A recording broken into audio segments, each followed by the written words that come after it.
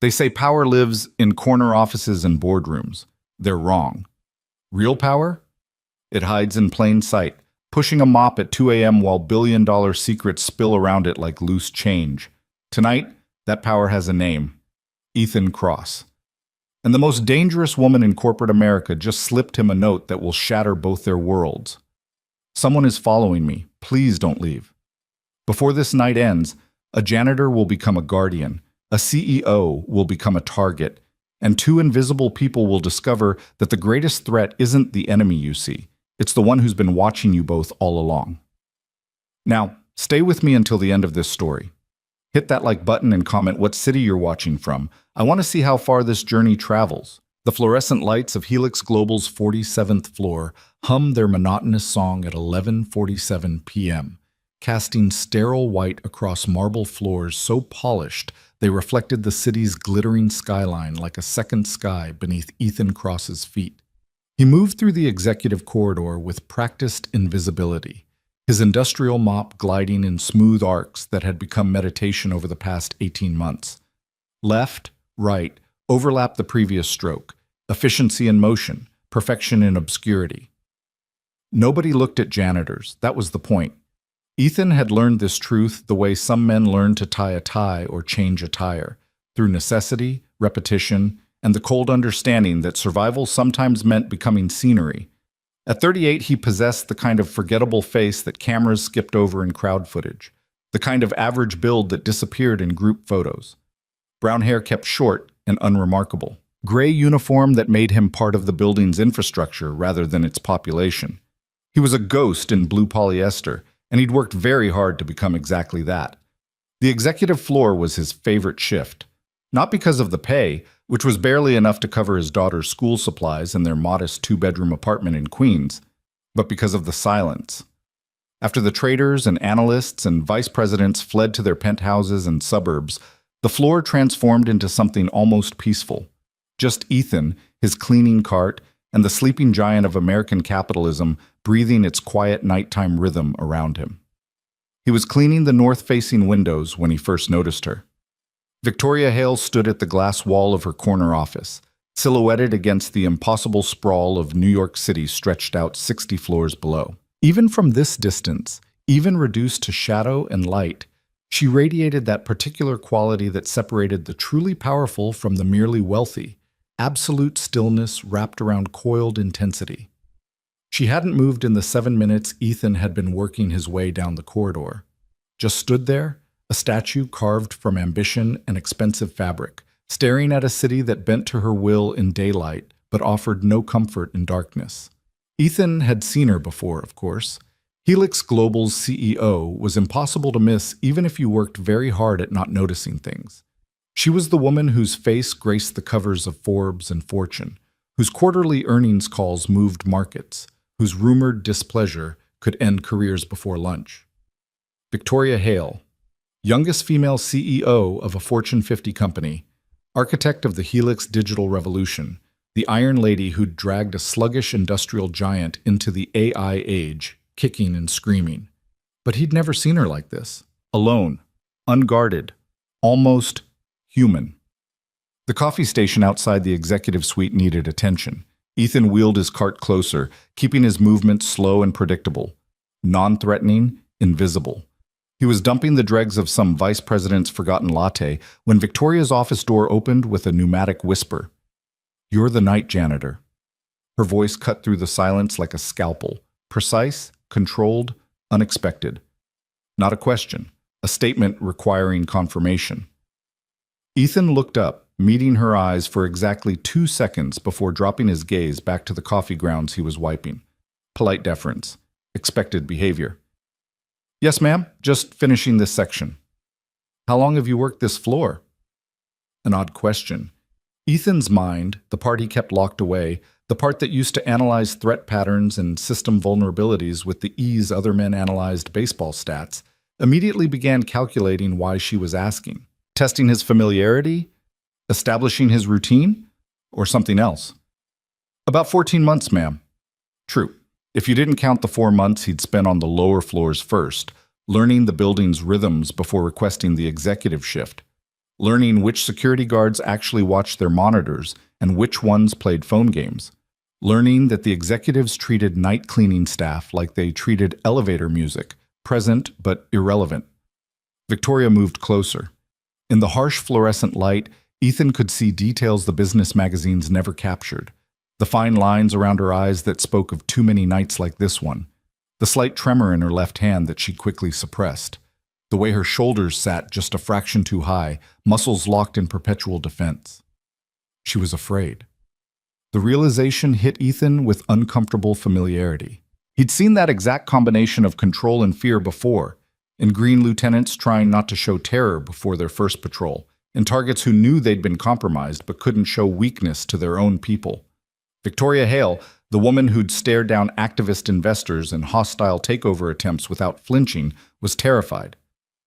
"You're here every night?" she asked. "Consistent schedule?" "Monday through Friday, 10 p.m. to 6 a.m., Saturdays if there's special projects. So you see things, people working late, who comes and goes." Ethan's hand tightened almost imperceptibly on his cleaning cloth. This was veering into dangerous territory. "I try not to notice too much, ma'am. Not really my business what executives do." That's a diplomatic answer. Something flickered across her face. Was it approval or disappointment? "What's your name?" Protocol said to give his badge name. Protocol said to remain forgettable. But something in her eyes made Protocol feel inadequate. "Ethan, ma'am. Ethan Cross." "Well, Ethan Cross." Victoria glanced back at her office, at the massive desk piled with reports and the multiple monitors still glowing with streams of data. When she turned back, she'd made some kind of decision. "Do you have children?" The question landed like a physical blow. Ethan's carefully maintained neutral expression cracked for just a moment. "A daughter, she's 8. "Then you understand about protection, about doing whatever's necessary to keep them safe." This wasn't corporate small talk. This was something else entirely. Ethan abandoned his cleaning and gave Victoria his full attention for the first time. Really looked at her, and saw what he'd been trained a lifetime ago to see, the micro-expressions that betrayed fear, the careful word choices that indicated distress, the body language of someone who'd exhausted all other options. "Ma'am, if you're in some kind of trouble." "The board meeting is in 9 days." Victoria spoke quickly now, words tumbling out in a controlled rush that suggested she'd rehearsed this but had limited time to deliver it. "There's going to be a vote on a merger with Titanium Industries, my father's company. If it passes, the situation will change significantly." Ethan knew enough about corporate politics to understand that "situation will change" was executive speak for something far worse. "I'm not sure what you think I can—" Victoria reached into her jacket pocket and pulled out a small piece of paper, folded precisely into quarters. She set it on the coffee station counter between them, her hand steady now that she'd committed to action. "I know this is unusual, inappropriate even, but I've exhausted conventional options. Security reports to the board, my personal staff—" She paused, choosing her words with obvious care. "There are very few people I can trust right now. And oddly enough, the person I've noticed watching this floor more carefully than anyone, the one who actually sees things." She gestured at him with something that might have been irony or desperation. "Is you." Ethan stared at the folded paper like it might explode. "Ms. Hale, Victoria, and I'm not asking you to do anything illegal or dangerous, just—" She took a breath. "Just be aware. Pay attention. If you notice anything unusual, people who shouldn't be here, security patterns changing, anything that feels wrong, I need to know. That's all." No, Ethan thought, that's not all. That's never all. That's how it starts. But he also thought about Emma, his daughter, sleeping peacefully in her bed right now while her aunt watched TV in the next room. Thought about the promise he'd made when he walked away from everything he used to be. No more operations, no more missions, no more playing guardian angel for people who made enemies for a living. He'd promised himself invisibility, simplicity, safety. The paper sat on the counter between them, a doorway he'd sworn never to walk through again. "I should get back to work," Ethan said quietly. Disappointment flashed across Victoria's face. She nodded, professional mask sliding back into place. "Of course. I apologize for the intrusion. Forget I—" "Ma'am?" Ethan interrupted. You dropped something. He gestured to the folded paper. Victoria's eyes met his. Understanding passed between them, silent and complete. So I did. She turned back toward her office. Good night, Ethan. Good night, Miss Hale. He waited until her door closed before picking up the paper. His hands that had diffused explosives and written code that could topple governments, hands that now changed diapers and braided hair, unfolded it carefully. The message was handwritten in elegant script that probably cost more to learn than Ethan made in a month. Someone is following me, not security, someone else, different cars, different people, but always there. The board meeting is a trap. My father is planning something. I have no one left I can trust. Please don't leave. Below that, a phone number. No name, just 10 digits written with a hand that had pressed hard enough to nearly tear the paper. Ethan stood in the empty corridor, fluorescent lights humming their eternal song, and felt the careful architecture of his invisible life begin to crack. He thought about Emma's laugh, about parent-teacher conferences and soccer games, about the promise he'd made to himself that she would never have to know what her father used to be capable of. He thought about Victoria Hale standing alone in her office, powerful and terrified. He thought about the kind of man who could walk away from a plea for help, and the kind of man who couldn't. 18 months ago, Ethan Cross had chosen invisibility. Tonight, for the first time since then, he wondered if that choice had been a decision or a surrender. He slipped the paper into his pocket and returned to cleaning windows that already gleamed. Swab. The apartment was dark when Ethan finally climbed the 4 flights to 4C, his legs burning with the familiar ache of a shift spent on his feet. 3:47 a.m., according to the ancient microwave clock, which meant 4 hours until Emma woke up demanding pancakes and asking impossible questions about why the sky was blue or whether clouds had feelings. His sister Sarah was asleep on the pull-out couch, one arm dangling over the side, mouth open in the unflattering way that reminded Ethan they'd shared DNA and childhood bedrooms for 18 years. She'd been unemployed for 6 months, laid off from her marketing job in what her company had called organizational optimization, and what everyone else called Tuesday. So she watched Emma 3 nights a week in exchange for groceries and the ability to live rent-free in Ethan's spare room. It wasn't ideal, but ideal had stopped being an option the day Jennifer died, leaving Ethan as the sole parent to a 2-year-old who'd just learned to say mama and would never get to say it again to the right person. He checked Emma's room from the doorway, like he did every night, letting his eyes adjust to the glow of her Constellation nightlight. She'd kicked off her covers and somehow rotated 90 degrees so her feet were on her pillow. Her stuffed elephant, Mr. Trunks, a name that had emerged from her 3-year-old vocabulary and stuck, was clutched against her chest. Ethan crossed the room in silence, adjusted her position, tucked the blanket around her shoulders. She stirred slightly, mumbling something about purple dinosaurs before settling back into whatever dream featured purple dinosaurs. He allowed himself 30 seconds of watching her sleep, of marveling at the impossible fact that he'd helped create this perfect, ridiculous, fragile human being. Then he went to the kitchen and did what he'd trained himself not to do for 18 months. He started thinking like Ethan Cross, the man he used to be. His laptop, a 7-year-old Dell that Emma had decorated with princess stickers, sat on the kitchen table. Ethan opened it, navigated past the clutter of Emma's educational games and Sarah's abandoned job applications, and accessed a partition that didn't officially exist. The operating system that loaded looked identical to Windows, but its guts were something else entirely. Something he'd built years ago, when building things like this had been his job description instead of his dangerous hobby. He pulled up Victoria Hale's note from memory and started with basic research. Public information first. Wikipedia, Forbes, Wall Street Journal archives. The official story of Victoria Hale was impressive in that sterile way business success stories always were. Born to wealth. Father, Marcus Hale, CEO of Titanium Industries. Educated at Wharton, fast-tracked through Helix Global's executive ranks. Appointed CEO at 32 after orchestrating a digital transformation that saved the company from irrelevance. But public information was just the surface. Ethan dug deeper. He accessed databases he technically shouldn't have access to anymore, using credentials that should have been deactivated years ago, but persisted in that gray zone where government contractors and former intelligence assets lived. Personnel records, Security clearance applications, background checks that went back to childhood. A different picture emerged. Victoria's appointment as CEO hadn't been unanimous. The board vote had been 7-6, with her father Marcus abstaining to avoid appearance of favoritism, which meant the appearance of favoritism was exactly what it had been. 3 board members who'd voted against her had resigned within the year. 1 had moved to a competitor. 2 had simply stopped appearing in corporate filings, not died, not retired, just vanished from the business world entirely. Victoria's personal life was equally curated. No marriages, no public relationships. A handful of charity galas attended solo.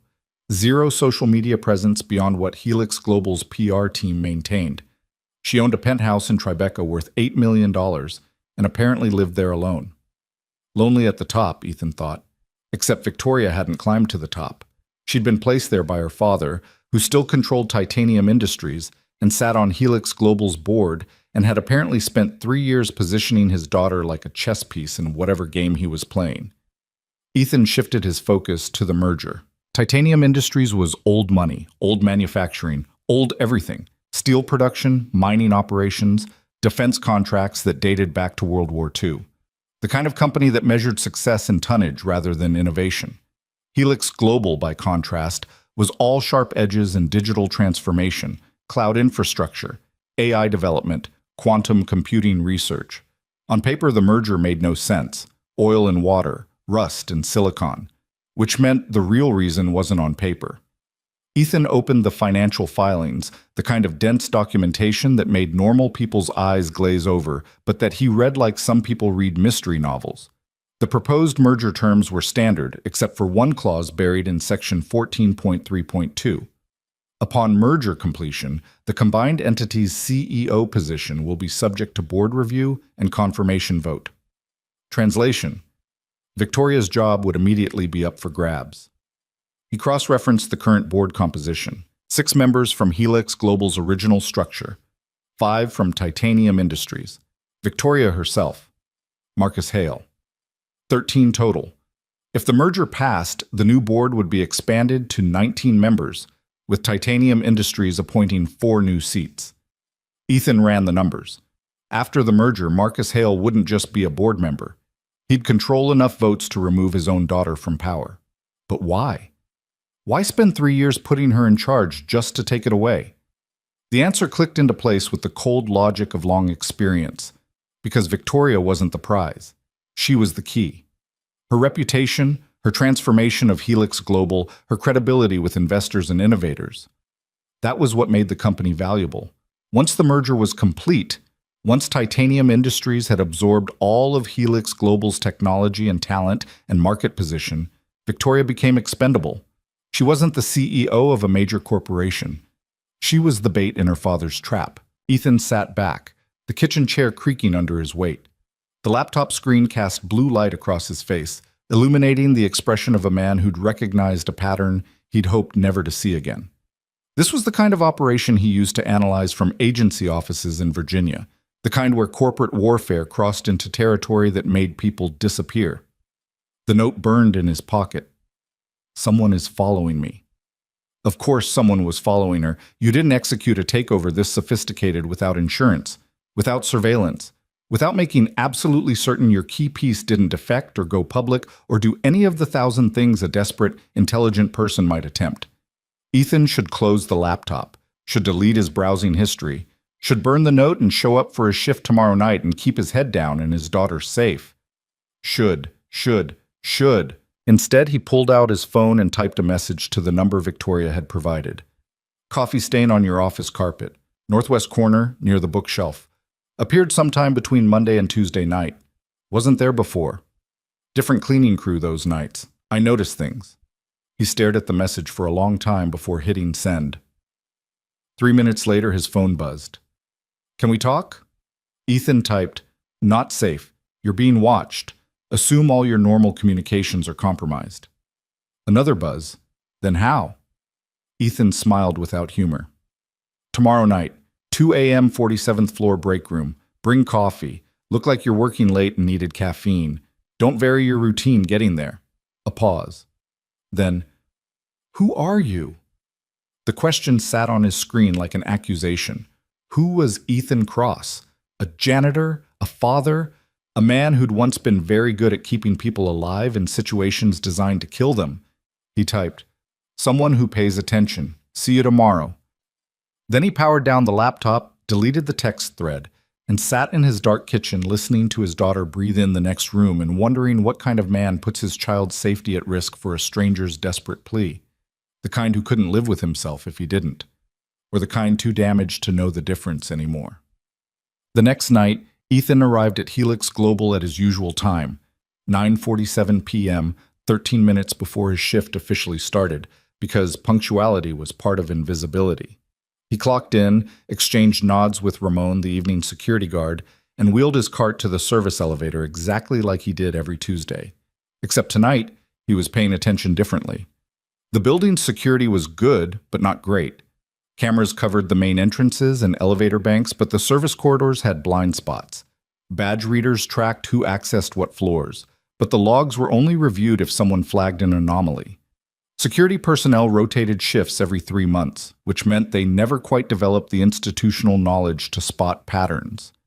Ethan had mapped all of this months ago, back when he was still telling himself that old habits were just precaution, not preparation. He started his rounds on the lower floors, working his way up. 42nd floor empty except for a few junior analysts grinding away at spreadsheets, fueled by energy drinks and career anxiety.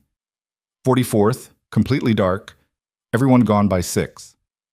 46th, the executive dining room with its mahogany tables and its view that made people forget they were eating overpriced salmon. At 1:47 a.m., he took the service elevator to 47. The executive floor was deserted except for Victoria's office, where light spilled from beneath the door. Ethan began his usual routine: empty trash cans, vacuum high traffic areas, wipe down surfaces. At exactly 2:02 a.m., he wheeled his cart past the break room. Victoria sat at one of the small tables, laptop open in front of her, coffee cup steaming beside it. She didn't look up as he entered. "Coffee machine needs a cleaning," Ethan said, loud enough for any potential listeners. Then, quieter. "Is your laptop camera covered?" Victoria's eyes flicked to the small piece of black tape over her webcam. A tiny nod. "Phone?" "In my office. On the charger." Smart.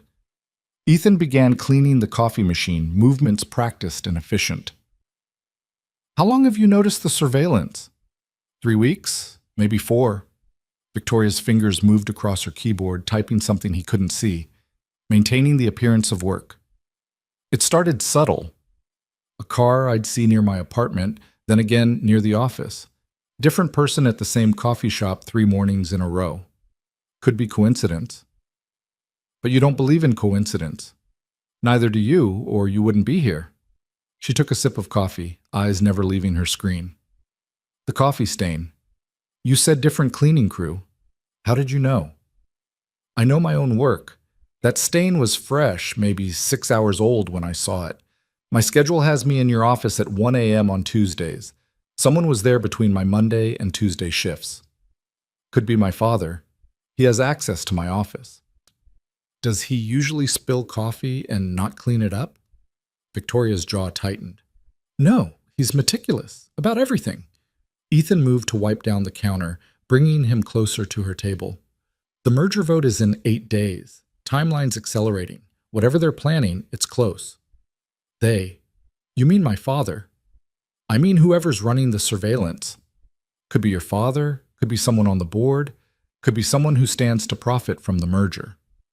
Ethan paused. "Could be all of them." Victoria's typing stopped. For a moment, she was perfectly still. "I've spent 3 years building this company, tripled our market cap, positioned us as leaders in AI development, and now," she laughed, a sound without humor, "now I'm realizing I was never the CEO. I was always just the useful daughter." "You have options," Ethan said quietly. "Go public. Call a press conference. Expose the surveillance. Make enough noise that what? That I look paranoid, unstable? Give them exactly the excuse they need to remove me for my own good?" Victoria shook her head. "I've thought through every conventional response. They all end the same way. The board votes to approve the merger, I lose my position, and my father controls one of the most powerful technology companies in America. So what's your play? Victoria looked up at him then, really looked at him, and Ethan saw the calculation happening behind her eyes. I need proof. Documentation that the surveillance is happening, who ordered it, and why. Evidence that the merger is a hostile takeover disguised as corporate strategy. Something irrefutable that I can present to the board or the SEC if necessary. That's a significant ask. I know, and I have no right to ask it from someone I barely know. She closed her laptop. Which is why I'm offering you something in return. I don't need $100,000. The number hung in the air between them. Deposited in whatever account you specify. Untraceable.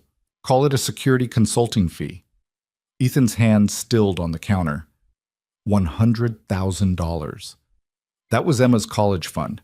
That was moving out of the fourth floor walk-up to somewhere with heat that actually worked in winter. That was not having to choose between new shoes for his daughter and paying the electric bill. That was also the kind of money that came with expectations, obligations, the kind that got people killed when they failed to deliver. I don't want your money, Ms. Hale. Victoria. And everyone wants money. That's how the world works. Not everyone. Ethan resumed cleaning, but his mind was racing. If I help you, and I'm not saying I will, I'd need complete honesty. No corporate politics, no filtered information, no protecting me from the full truth. Agreed. And my daughter stays protected. Whatever happens, whatever gets exposed or goes wrong, she doesn't become collateral. Victoria's expression softened slightly. You have my word. Though, if you're this protective, why risk helping me at all? It was a fair question. Ethan had been asking himself the same thing since he'd sent that text message. Because I know what it's like to be used by people who are supposed to protect you. And I know what happens when no one stands up. You're not just a janitor, are you? Ethan met her eyes. Tonight I am. Tomorrow night I am. That's all you need to know. Victoria nodded slowly. All right. Then here's what I do know. The surveillance team is professional.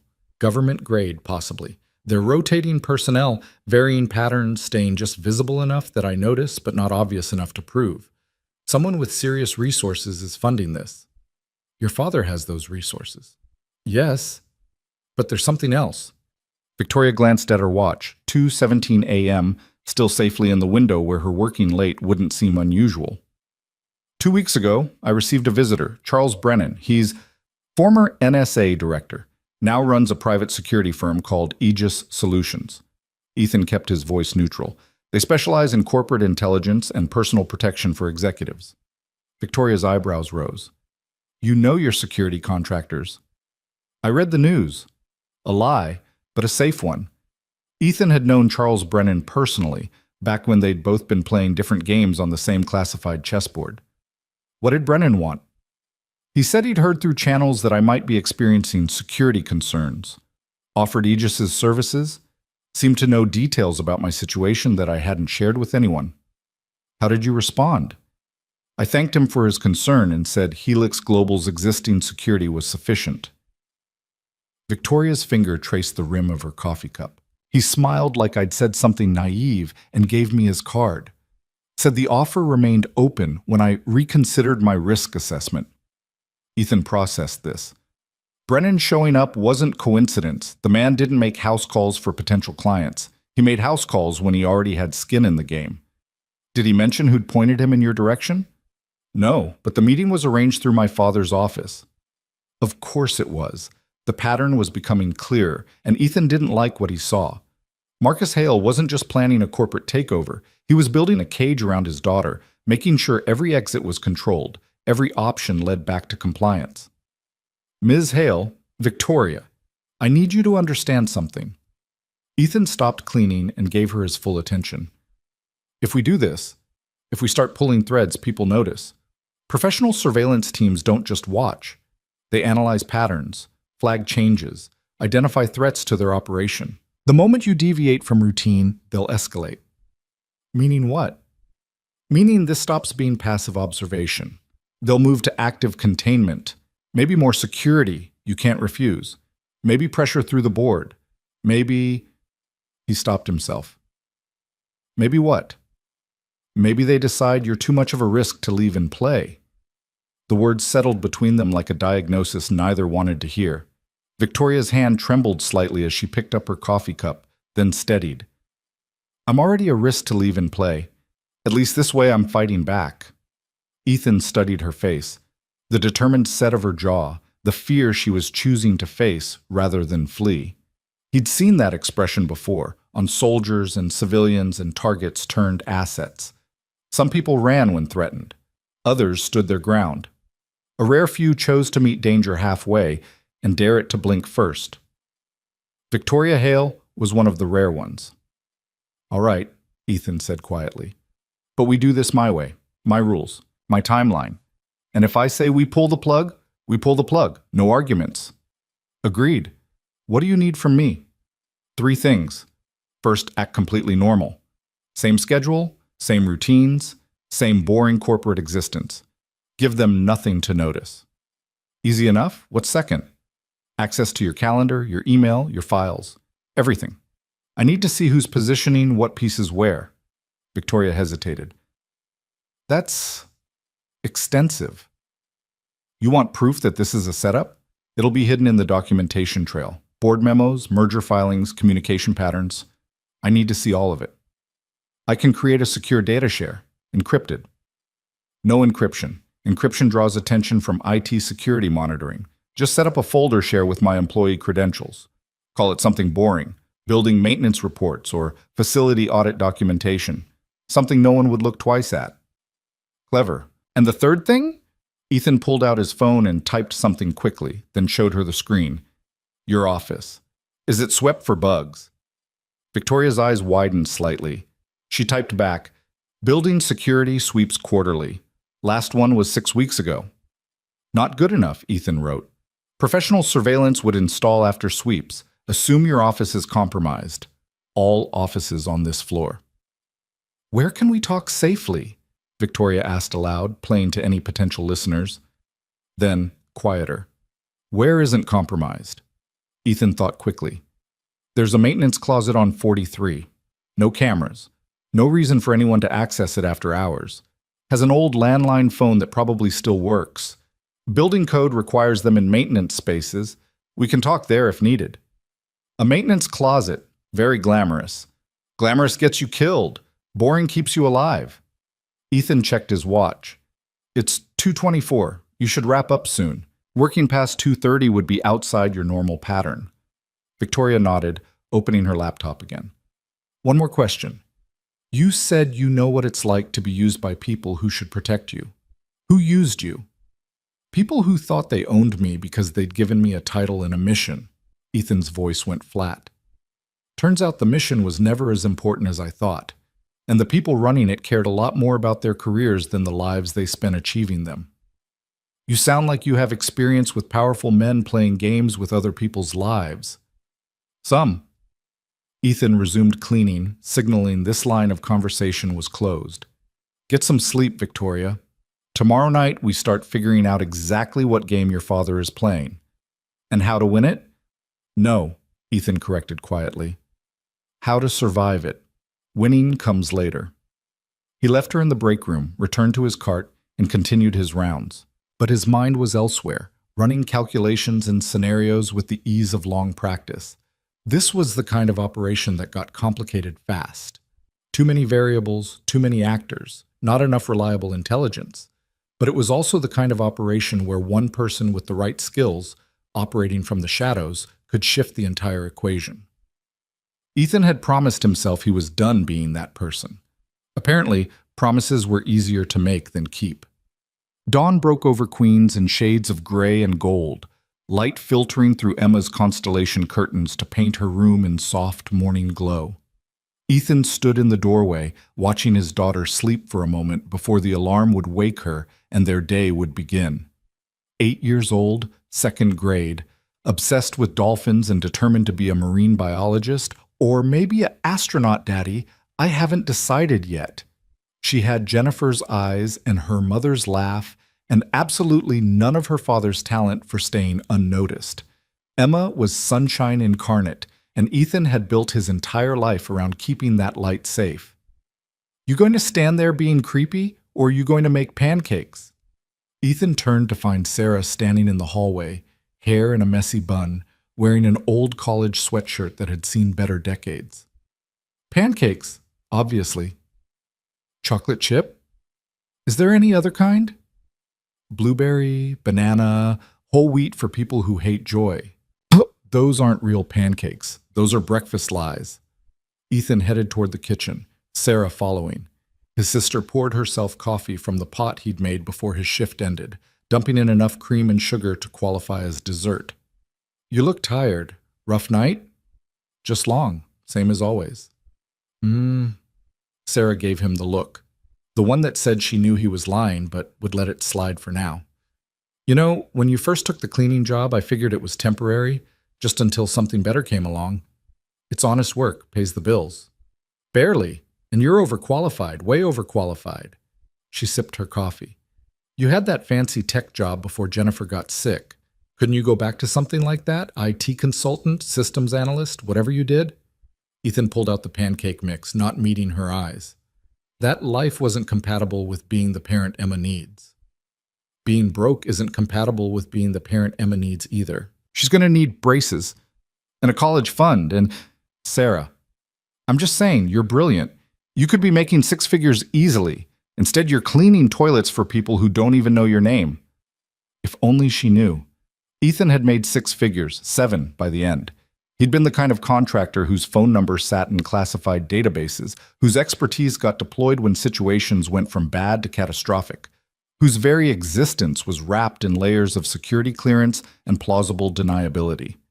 He'd also watched good people die because someone in an office thousands of miles away had decided their mission mattered more than their lives. Emma needs a father who's present more than she needs a father who's rich, Ethan said quietly. The tech sector doesn't really do work-life balance. Neither does the janitorial sector, from what I can see. But Sarah's voice softened. I get it, really. I just worry about you, about both of you. I know. And I appreciate you being here, helping with Emma. Yeah, well, it's not like I have anywhere else to be. Turns out organizational optimization is code for we're replacing your job with an algorithm and 3 unpaid interns. Sarah refilled her coffee. But hey, at least I'm marketable. Nothing says hire me like a 6-month employment gap and crushing student loan debt. Emma's alarm began its cheerful beeping from the other room, followed by a theatrical groan that suggested waking up was a personal tragedy of epic proportions. Pancake time, Ethan announced, raising his voice. Or we could have oatmeal. Pancakes, Emma's voice carried all the urgency of a hostage negotiation. Chocolate chip pancakes, or I'm calling child services. She's dramatic, Sarah observed. She's 8. Daddy! Emma appeared in the doorway, hair sticking up at impossible angles, wearing mismatched pajamas and clutching Mr. Trunks. Sarah said oatmeal is healthy, but I think she's lying. Oatmeal is healthy, Ethan confirmed, firing up the griddle. Pancakes are happiness. Choose wisely. Happiness! I choose happiness! Emma climbed onto a kitchen chair, setting Mr. Trunks in the seat beside her. Mr. Trunks also chooses happiness. Mr. Trunks is a stuffed elephant. He doesn't have opinions. Yes, he does. He has lots of opinions. He thinks you work too much. Ethan paused mid-pour. Does he now? Yep. He says you're always tired and you smell like cleaning stuff and you should get a better job that pays more so we can go to Disney World. Sarah choked on her coffee. Out of the mouths of babes. Mr. Trunks is very smart, Emma continued, completely serious. He's basically a genius, an elephant genius. Ethan flipped the first pancake, using the mechanical motion to hide the way his chest tightened. Kids saw everything, knew everything. Emma might be 8, but she understood more than he gave her credit for. Mr. Trunks makes good points, Ethan said carefully, but right now this job works for us. It lets me be here when you wake up, help you with homework, tuck you in at night. But you're always sleeping when I get home from school. Because I work at night, Bug. That's how night shifts work. Emma considered this, solemn as a judge. Okay, but when I'm a marine biologist astronaut and I'm super rich, I'm buying you a new job. Deal. They ate pancakes at the kitchen table that was too small for 3 people but fit them perfectly anyway.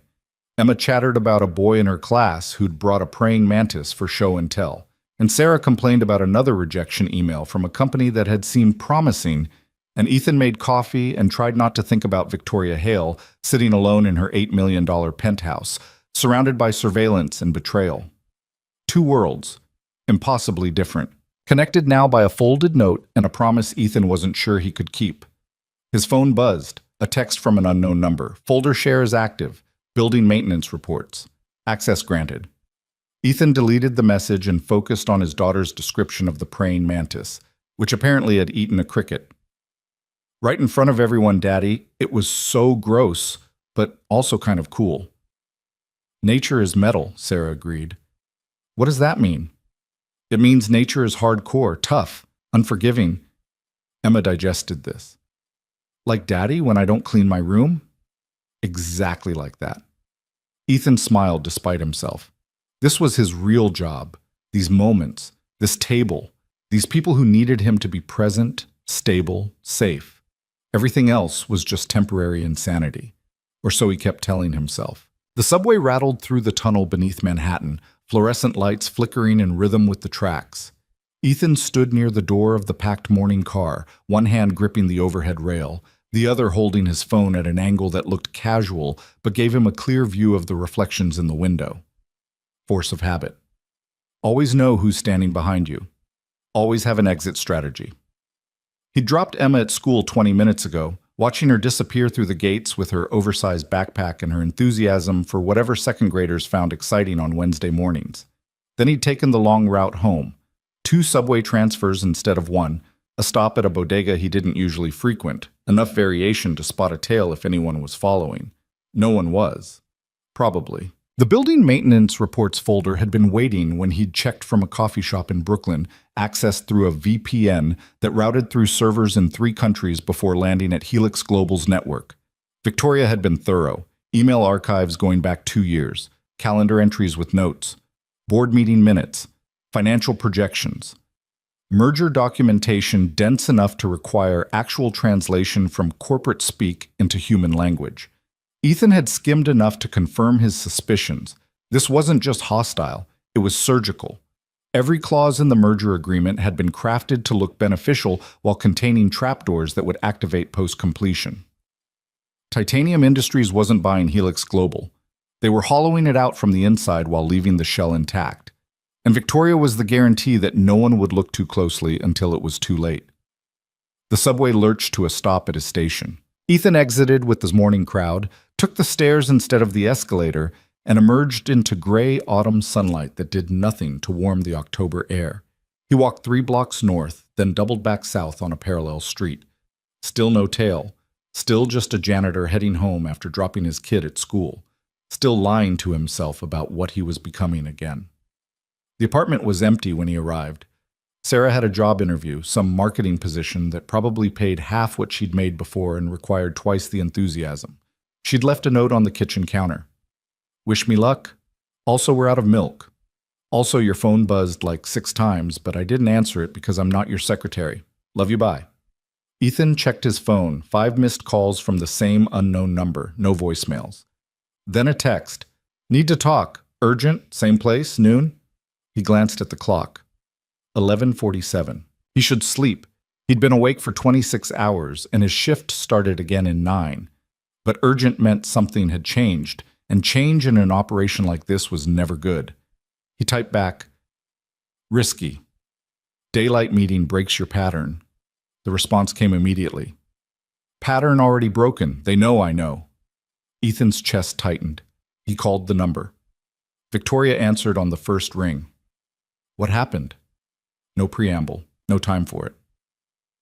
My apartment was searched. Victoria's voice was controlled but strained. Professional job. Nothing obviously disturbed, but I have tells, books arranged a certain way, closet organization, bathroom counter setup. Someone went through everything. When? Last night. I was at the office until 11, got home around 11:45. The search happened between 7 p.m. and then. Building security shows no unauthorized access, which means which means they had authorization. Building staff, maintenance, someone with legitimate access. Ethan was already moving through the apartment, pulling out his laptop. Did you confront building management? No, I filed a police report for potential burglary, but nothing was taken, so they're treating it as low priority. I didn't push because pushing would signal that you know it wasn't random. Ethan opened his laptop, fingers flying across the keyboard. Smart. What about your office? I did a basic check this morning. Nothing obvious, but I'm not trained for this. I don't know what to look for. Electronic devices. Anything plugged into outlets that you don't recognize. USB drives you didn't install. New smoke detectors or sprinkler heads. Picture frames or desk items that weren't there before or in different positions.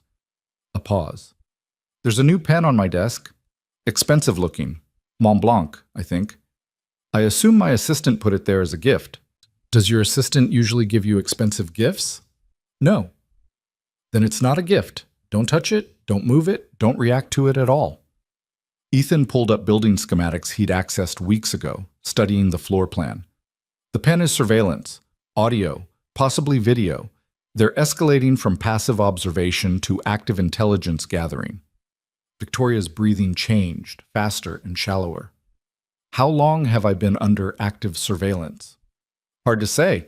The apartment search suggests they're looking for something specific. Documents, evidence, communications. Did you keep anything at home related to the merger? Notes, files, anything physical? No, everything's digital and on company servers. Good. That means they're fishing. They don't know what you know or what you're planning. They're trying to find out. Ethan checked the time. 11:53. The noon meeting is too dangerous. Your calendar shows you have lunch blocked at 1 p.m., location unspecified. Is that accurate? Yes, I was planning to eat at my desk. Change of plans. You're going to the restaurant 2 blocks south of the building, Anthony's. Make a reservation under your name for 1:15. Eat lunch there like it's a last-minute decision to get out of the office. Completely normal behavior. And you'll be there? Not at your table, but nearby. We'll figure out next steps. Ethan closed the laptop. Victoria, listen to me carefully. From this moment forward, assume everything is monitored. Your apartment, your office, your car if you have one, possibly your phone, though they'd need higher-level access for that. Trust no technology you haven't personally secured. How am I supposed to function like that? Carefully. Ethan softened his tone slightly. I know this feels overwhelming, but you've already done the hardest part. You recognized the threat and reached out. Now we adapt to the new reality. The new reality where I'm a prisoner in my own life. The new reality where you're aware of the cage. That's the first step toward breaking it. Victoria was quiet for a moment. At the restaurant. How will I know you're there? You won't, that's the point. Ethan paused. But I'll be there, I promise. He ended the call and immediately began preparing. First priority, Anthony's restaurant. He pulled up reviews, photos, floor plans from the building permit office. 2 entrances, front and kitchen service door. Seating capacity of 68. Bar area with 12 seats. Table placement that created natural sightlines and blind spots. Second priority, appearance. Ethan couldn't show up looking like a janitor on his lunch break. He needed to blend with the business lunch crowd. He dug through his closet, past the work uniforms and the casual dad clothes, until he found what he was looking for, a charcoal suit from his previous life, dry cleaned and preserved in plastic, like evidence of a crime he'd committed against his own future. The suit still fit, though tighter in the shoulders than he remembered. He added a white shirt, no tie, too formal for lunch. Found the watch Jennifer had given him for their 5th anniversary, the nice one he never wore because losing it would mean losing another piece of her. Looked at himself in the bathroom mirror and saw a stranger wearing his face. This was the Ethan who'd briefed senators and coordinated operations across 3 continents. The Ethan who'd made people disappear when governments needed deniability. The Ethan who'd believed the work mattered more than the cost. That Ethan had died the day Jennifer's oncologist had said stage 4, and he'd realized no amount of skill or training could save the person who mattered most. But apparently, that Ethan was harder to bury than he'd thought. The restaurant was moderately busy when Ethan arrived at 12:58, claiming a bar seat with a clear view of the dining room entrance. He ordered coffee and the lunch special, playing the role of a businessman killing time between meetings. Checked his phone periodically. Made eye contact with no one. Victoria arrived at 1:17, 2 minutes late. Deliberately so, Ethan guessed, breaking perfect punctuality to seem more casual. She wore a different suit than she'd had on this morning, charcoal gray with subtle pinstripes. Her hair was pulled back severely. She carried herself with the brittle confidence of someone who'd decided fear was not an option. The hostess seated her at a corner table. Good positioning for privacy, but terrible for tactical awareness. Victoria's back was to the room, leaving her exposed to anyone entering. Ethan watched her order, watched her check her phone, watched her project the image of a busy executive grabbing a quick lunch. She was good at the performance, but Ethan could see the tension in her shoulders, the way her eyes darted to the entrance every time the door opened. Expecting someone? Ethan turned to find a man sliding onto the bar stool next to him. Mid-50s, expensive suit, silver hair styled with the kind of casual perfection that required professional attention. A face Ethan recognized from the research he'd done. Charles Brennan, former NSA director, current CEO of Aegis Solutions, and definitely not here by coincidence. "Just enjoying lunch," Ethan said mildly, returning his attention to his coffee. "Anthony's makes a decent ossobuco." Brennan ordered scotch, neat, with the ease of a regular customer. "Though if you're really here for the food, you're sitting in the wrong spot. Bar service is always slower than table. I like the view." "I bet you do." Brennan's scotch arrived. He took a measured sip. "You're Ethan Cross, employee ID 47293, night janitor, executive floor, hired 18 months ago through a standard temp agency placement." Every muscle in Ethan's body went still, but his expression stayed neutral. "You have me confused with someone." "Do I?" "Because my people ran your background, Mr. Cross. Very thorough background. High school diploma from Queens, no college. Previous employment history is spotty. Warehouse work, delivery driver, retail management, nothing remarkable." Brennan swirled his scotch. "Except that's not really true, is it? Your employment history is spotty because it's fabricated. The warehouse you supposedly worked at closed 2 years before your employment dates. The retail store has no record of you. Your social security number is real, but the person attached to it died in a car accident in 2019. Ethan took a slow breath. This was bad. This was very bad. But panic was lethal. "I think you've been watching too many spy movies." "Maybe. Or maybe I've been doing this job long enough to recognize a legend when I see one." Brennan leaned closer, voice dropping. "Someone with your skill set doesn't just appear as a janitor, Mr. Cross.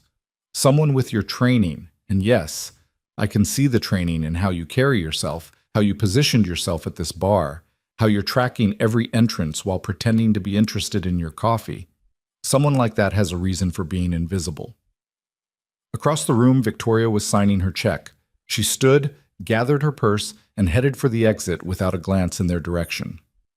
"I clean floors for a living," Ethan said quietly. "That's all." Then why is Victoria Hale suddenly changing her routine? Lunch at restaurants instead of her office, late-night meetings in break rooms with members of the cleaning staff. Brennan finished his scotch. "You want to know what I think? I think Ms. Hale has gotten herself into a situation she doesn't fully understand. And I think she made the mistake of trusting someone who can't help her. If you're so concerned about her welfare, why not offer your services directly?" "I did. She declined. Which is her right, of course. But it does put her at considerable risk." Brennan signaled the bartender for another scotch. "The merger vote is in 7 days. A lot can happen in 7 days. Accidents, scandals, unfortunate circumstances that necessitate board intervention." The threat was clear. Ethan met Brennan's eyes directly for the first time. "You work for Marcus Hale." "I work for Aegis Solutions. We have many clients." "But Marcus Hale is one of them, and he wants his daughter under control." Brennan's smile didn't reach his eyes. "Mr. Hale wants his daughter safe. There's a difference. Safe in a cage is still a cage. Better a cage than whatever amateur protection you think you can provide." Brennan's second scotch arrived. "I know who you are, Ethan Cross. Or at least, I know enough. Former contractor, probably DOD or one of the alphabet agencies. Skills in electronic surveillance, counterintelligence, maybe wet work if the situation called for it. You walked away, burned your identity, built a new life, thought you could disappear. Ethan said nothing. Confirming or denying would only give Brennan more information. Here's what's going to happen, Brennan continued. You're going to finish your coffee, return to your apartment, and forget Victoria Hale exists. You're going to keep cleaning floors and raising your daughter and living your quiet little life. Because if you don't, if you continue inserting yourself into a situation you don't fully understand, then I'll have to look more closely at your background. And I think we both know what happens when people start pulling threads on a fabricated identity. You're threatening my daughter. I'm protecting her by making sure her father doesn't do something that gets them both killed. Brennan stood, adjusted his cufflinks. Victoria Hale's situation will resolve itself. The merger will pass, or it won't. She'll retain her position or she won't. But either way, it's not your concern. Walk away, Mr. Cross, while you still can. He left cash on the bar and departed through the front entrance. Ethan sat motionless, coffee cooling in front of him, mind racing through implications and options. Brennan knew. Not everything, but enough. Enough to threaten Emma. Enough to destroy the life Ethan had built, which meant the situation had just escalated from complicated to catastrophic. He paid his check and left through the kitchen exit, a route he'd scouted before entering. Took 3 different subway lines, doubled back twice, and finally arrived at a burner phone store in a neighborhood where no one asked questions. Purchased 2 phones with cash, activated them under fake information, and sent Victoria a text from one. Compromised, don't return to office, go somewhere public, museum, library, anywhere with crowds. I'll contact you in 2 hours.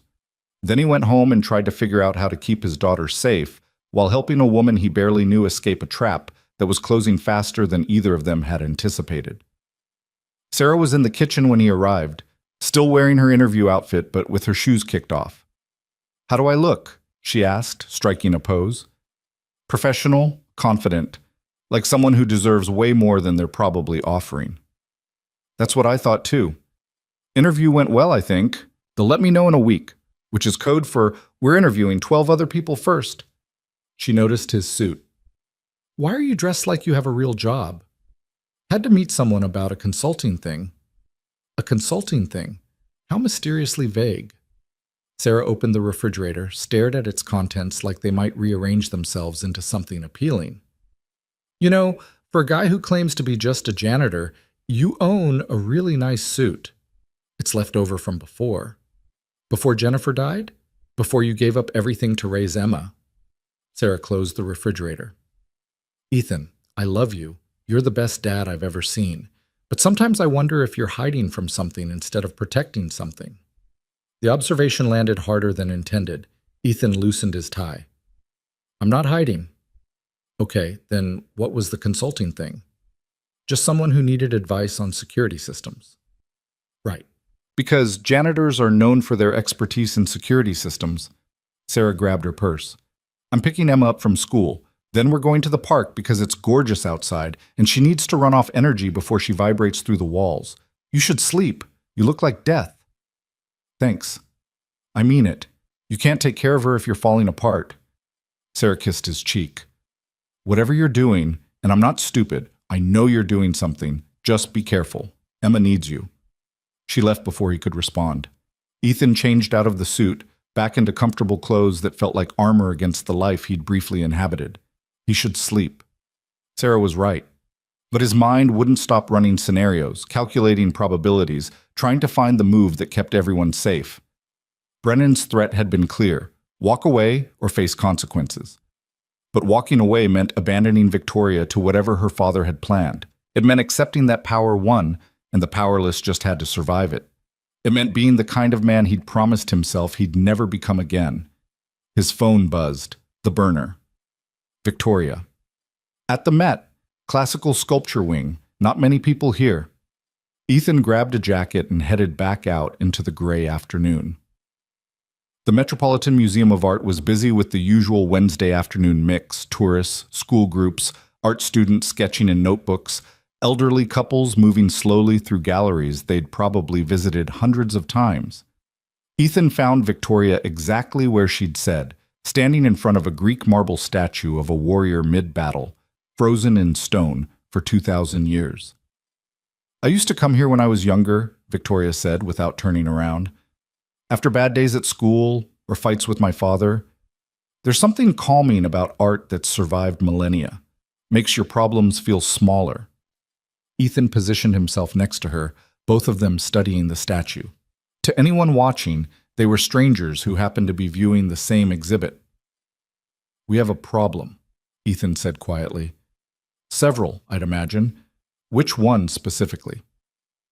"Charles Brennan approached me at the restaurant. He knows I'm not just a janitor.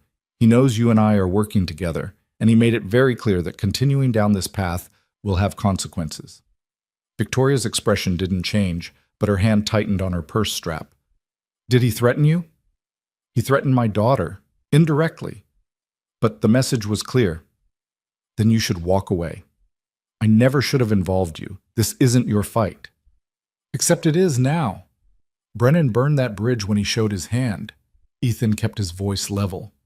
"He wouldn't have approached me unless your father's timeline is accelerating. Something's changed." "What happened this morning besides the apartment search?" Victoria moved to the next statue, Ethan following at a natural pace. "Emergency board meeting was called for Friday, 2 days from now. Agenda is being finalized, but I'm told it's to address urgent matters regarding the pending merger. They're moving the vote up. Possibly. Or they're planning to remove me before the vote even happens. Cite security concerns, mental health, anything that gives them justification." Victoria's voice stayed steady, but Ethan could hear the strain underneath. "I consulted with my attorney this morning. He says without concrete evidence of wrongdoing, I have no legal recourse to block the board from taking action." "What about going public? Press conference? Expose the surveillance? And say what? That I think my father is spying on me? That I feel threatened by a merger that looks completely legitimate on paper? I'll sound paranoid at best, unstable at worst, which is exactly what they want." They moved through the gallery in silence, two people pretending to appreciate ancient art while discussing modern warfare. "There's another option," Ethan said finally. "We prove the surveillance, document it, create evidence that's irrefutable." "How?" "The pen on your desk. If it's what I think it is, it's transmitting to somewhere. We trace the signal, find out where it's going, who's receiving it. That gives us proof of corporate espionage at minimum, possibly criminal surveillance." "And how do we trace it without them knowing we've discovered it?" Ethan smiled slightly. "Very carefully. I'll need access to your office tonight, after hours during my normal shift." "Can you leave the door unlocked?" "Security protocols require all executive offices to be locked when unoccupied." "Then find a reason to return to the office late. Work on something urgent. Leave the door open while you're there, step out for coffee or to make copies. Give me a 10-minute window." Victoria considered this. "I can do that. But Ethan, if Brennan knows about you, he'll be watching. He'll know if you deviate from your normal routine." "Then I won't deviate. I'll clean your office exactly like I always do. Except this time, I'll also plan a device that will intercept the pen's transmission and reroute a copy to us." "You just happen to have a device like that?" "I know where to get one." "Not entirely true. He'd need to build it, which would require components he didn't currently possess and skills he hadn't used in years. But Victoria didn't need to know that. The real question is what we do with the information once we have it. We take it to the board, show them they're being manipulated. Some of them already know. Your father's people certainly, maybe others." Ethan stopped in front of a statue of Athena, goddess of wisdom and warfare. "Appropriate. We need leverage, something that makes it more dangerous for them to continue than to stop." "What kind of leverage?" "That depends on what we find, but typically, powerful people are most vulnerable when their actions become public knowledge. If the surveillance is illegal, and it probably is, then exposure means SEC investigations, shareholder lawsuits, criminal charges. Nobody wants that." Victoria studied the statue. "You're talking about mutually assured destruction." "I'm talking about survival. Sometimes they're the same thing." A school group entered the gallery, children chattering excitedly about ancient Greece. Ethan and Victoria drifted apart naturally, conversations lost in the noise of 20 third graders who definitely did not care about classical sculpture. Ethan's burner phone buzzed. A text from Sarah. Emma wants to know if you can come to the park. Says Mr. Trunks misses you. His daughter. His normal life. The reason he'd walked away from all of this. He typed back, on my way. Victoria had moved to the gallery exit. Ethan followed at a distance, catching up to her in the museum's main hall. Tonight, he said quietly. 11:30. Your office. What if they're watching? They're definitely watching, but watching isn't the same as knowing. Ethan met her eyes. Trust me. I don't know you well enough to trust you. Then trust that I have more to lose than you do, and I'm still here. Victoria nodded slowly. 11:30. She disappeared into the crowd of museum visitors. Ethan waited 2 minutes, then left through a different exit and headed to the park where his daughter was waiting with a stuffed elephant who apparently missed him. The afternoon sun was warm on his face as he walked. Around him, the city moved in its perpetual rhythm. People rushing to appointments, vendors calling out prices, taxis honking at everything and nothing. Normal life, continuing without pause or concern for the small drama unfolding in its midst. Ethan had spent years being part of that drama, had believed it mattered, that the work he did kept normal people safe in their normal lives. Then Jennifer had gotten sick and he'd learned the hard truth. All the skills in the world meant nothing when the threat came from inside, when the enemy was biology and chance, and the cruel randomness of cells that decided to multiply wrong. He'd failed to save her, failed at the one mission that actually mattered. But maybe he could save Victoria, could use the skills he'd tried to bury to give one person a chance against the forces arrayed against her. Or maybe he was just a janitor playing hero, about to get his daughter orphaned because he couldn't resist the pull of old habits and older guilt. The park came into view. Emma saw him and waved frantically, jumping up and down with Mr. Trunks held high like a victory flag. Daddy! Watch this! She proceeded to do a cartwheel that was more enthusiasm than technique. Ethan applauded. 10 out of 10, Olympic level. Mr. Trunks says it was only a 7. Mr. Trunks is a harsh critic. Sarah handed him a coffee from the vendor cart. You look slightly less like death, progress. I'm a work in progress. Aren't we all? She watched Emma attempt another cartwheel. She asked me today why you work at night. I didn't have a good answer. What did you tell her? That some jobs happen at night, that you're providing an important service, that it lets you be there for her during the day. Sarah sipped her own coffee. She seemed satisfied. Kids are good at accepting what their parents tell them, at least until they're teenagers.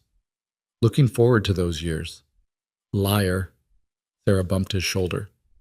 Whatever's going on, Ethan, and something is definitely going on, just promise me you'll be careful. Emma's already lost one parent. She can't lose both. I promise. It was a promise he wasn't sure he could keep, but it was one he had to try.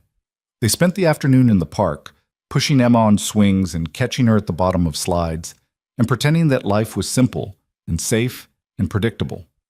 That fathers worked normal jobs and came home to normal problems and never had to choose between protecting their children and helping strangers who'd become something more than strangers. At 6 p.m., they walked home through streets painted gold by the setting sun. Emma held his hand and chattered about dolphins and space stations and whether Mr. Trunks would be brave enough to be an astronaut. Mr. Trunks is very brave, Ethan assured her. Not as brave as you, Daddy. The words hit harder than they should have. What makes you think I'm brave? Emma looked up at him with Jennifer's eyes. Because you're not scared of anything. If only that were true. Ethan was scared of plenty, scared of failing, scared of losing what little he had left, scared that tonight he'd cross a line he could never uncross, and Emma would pay the price for his choices. But courage wasn't the absence of fear. It was choosing to act despite it.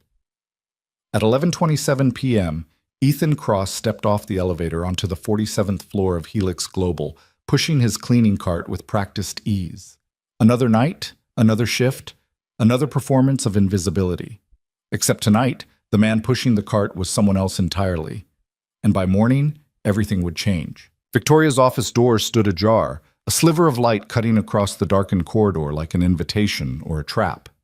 Ethan could hear her voice from inside, speaking to someone on the phone with the measured patience of a woman who'd explained the same technical detail 5 times already and was preparing for a sixth.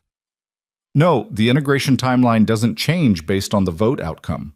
The infrastructure is already in place. We're just waiting for board approval to proceed. A pause. Yes, I understand the urgency. Friday's meeting will clarify everything. Ethan began his approach, the cleaning cart's wheels squeaking their familiar rhythm against polished marble. He timed this precisely, arrived at Victoria's office at the exact moment he always did on Wednesday nights, 11:32 p.m., give or take 90 seconds. Deviation from routine was how you got caught. Predictability was armor. Victoria emerged from her office as he drew near, phone still pressed to her ear, irritation flickering across her face in a performance that would have fooled anyone who didn't know better. I need to grab something from the printer. Hold on. She muted the phone and glanced at Ethan with perfect indifference. The office is open. Go ahead. Yes, ma'am. Ethan wheeled his cart through the doorway. Victoria's office was a study in controlled elegance. Floor-to-ceiling windows overlooking the city, a desk that probably cost more than Ethan's annual salary, bookshelves filled with leadership manifestos, and strategic planning texts that looked red rather than decorative. And there, next to her keyboard, exactly where she'd described it, a Mont Blanc pen, black lacquer and gold trim, beautiful and expensive and completely out of place because Victoria was left-handed and the pen sat on her right side. Nobody positioned their everyday writing instrument on their non-dominant side. Ethan began his cleaning routine, emptying the small wastebasket, wiping down surfaces, making noise with the practiced efficiency of someone who'd done this 1,000 times. His eyes tracked the room in systematic sweeps, outlets, vents, light fixtures, anywhere surveillance equipment might hide. The pen was obvious. Too obvious, which meant there were others. He found the first device behind a picture frame on the bookshelf, a wireless transmitter no bigger than a postage stamp. The second was inside the desk lamp's base, accessible only if you knew to unscrew the bottom panel. The third took longer, a fiber optic camera threaded through the air conditioning vent, lens smaller than a pinhead, positioned to capture Victoria's computer screen. Professional work. Government-grade equipment. Brennan's people, almost certainly, which meant Marcus Hale had authorized surveillance of his own daughter at levels that crossed from corporate espionage into felony territory. Ethan pulled the device from his pocket, a signal interceptor he'd built that afternoon from components purchased at 3 different electronics stores across 2 boroughs. It looked like a USB battery pack, the kind people use to charge phones. Innocuous, forgettable, and capable of capturing every transmission from every bug in this room and routing it to an encrypted server Ethan had set up using credentials that officially didn't exist. He plugged it into an outlet behind the bookshelf, hidden by a potted plant that Victoria probably paid someone to water. The device hummed to life, invisible and patient. Victoria's voice drifted from the hallway, still on her phone call, discussing technical specifications with someone who clearly wished they were anywhere else. Good. The longer she stayed out there, the more natural this looked. Ethan finished his cleaning, packed up his cart, and was rolling toward the door when his phone buzzed. Not the burner, his regular phone. Sarah's ringtone, the generic one he'd never changed because changing ringtones felt like admitting he had preferences. He almost didn't answer, almost let it go to voicemail, but Sarah only called during his shift if something was wrong with Emma. Yeah? Ethan. Sarah's voice was tight, controlled panic underneath forced calm. Don't freak out, but there are 2 police officers at the apartment. They want to talk to you about some kind of security breach at Helix Global. They have a warrant. The world tilted. Ethan gripped the cleaning cart to steady himself. What kind of warrant? Search warrant. They're going through your room right now. They asked where you were and I told them you were at work, and they said they'd need to speak with you immediately. Ethan, what the hell is happening? I'll be right there. Don't let them talk to Emma. Keep her in her room. He ended the call before Sarah could ask more questions he couldn't answer. Victoria had returned to her office doorway, phone call apparently finished. She saw his face and her expression shifted from neutral to concerned in half a heartbeat. What's wrong? I have to go. Family emergency. The lie came automatically, but Victoria's eyes narrowed. She knew it was a lie, knew something had shifted in the wrong direction. Ethan, stay away from your office tomorrow. All day. Work from home. Call in sick. I don't care. Just stay away. He was already moving, abandoning the cleaning cart, heading for the service elevator. Wait, what happened? But Ethan was gone, hitting the elevator call button with more force than necessary, mind racing through possibilities and contingencies. A search warrant. Police at his apartment. This wasn't coincidence. This was the hammer falling faster than he'd anticipated. They'd made him. The elevator descended with agonizing slowness, 47 floors that felt like falling through concrete. Ethan pulled out his phone and opened the encrypted server he'd set up for the signal interceptor. The device had been active for less than 10 minutes, but it had already captured transmissions. He downloaded the data to his phone, then remotely wiped the server and shut down the interceptor. If they were coming for him, they couldn't find evidence that led back to Victoria. The lobby security guard, Ramon, who usually waved Ethan through with barely a glance, stood as he approached. Mr. Cross, I need you to wait here. Police are on their way to speak with you. About what? I don't have details, just that you're needed for questioning regarding a security incident. Am I being detained? Ramon looked uncomfortable. I'm supposed to ask you to wait, please. Ethan could run, should run. Out the service exit, into the night, disappear the way he'd been trained. But running meant abandoning Emma, and that wasn't an option that existed in any universe. I need to get home. My daughter.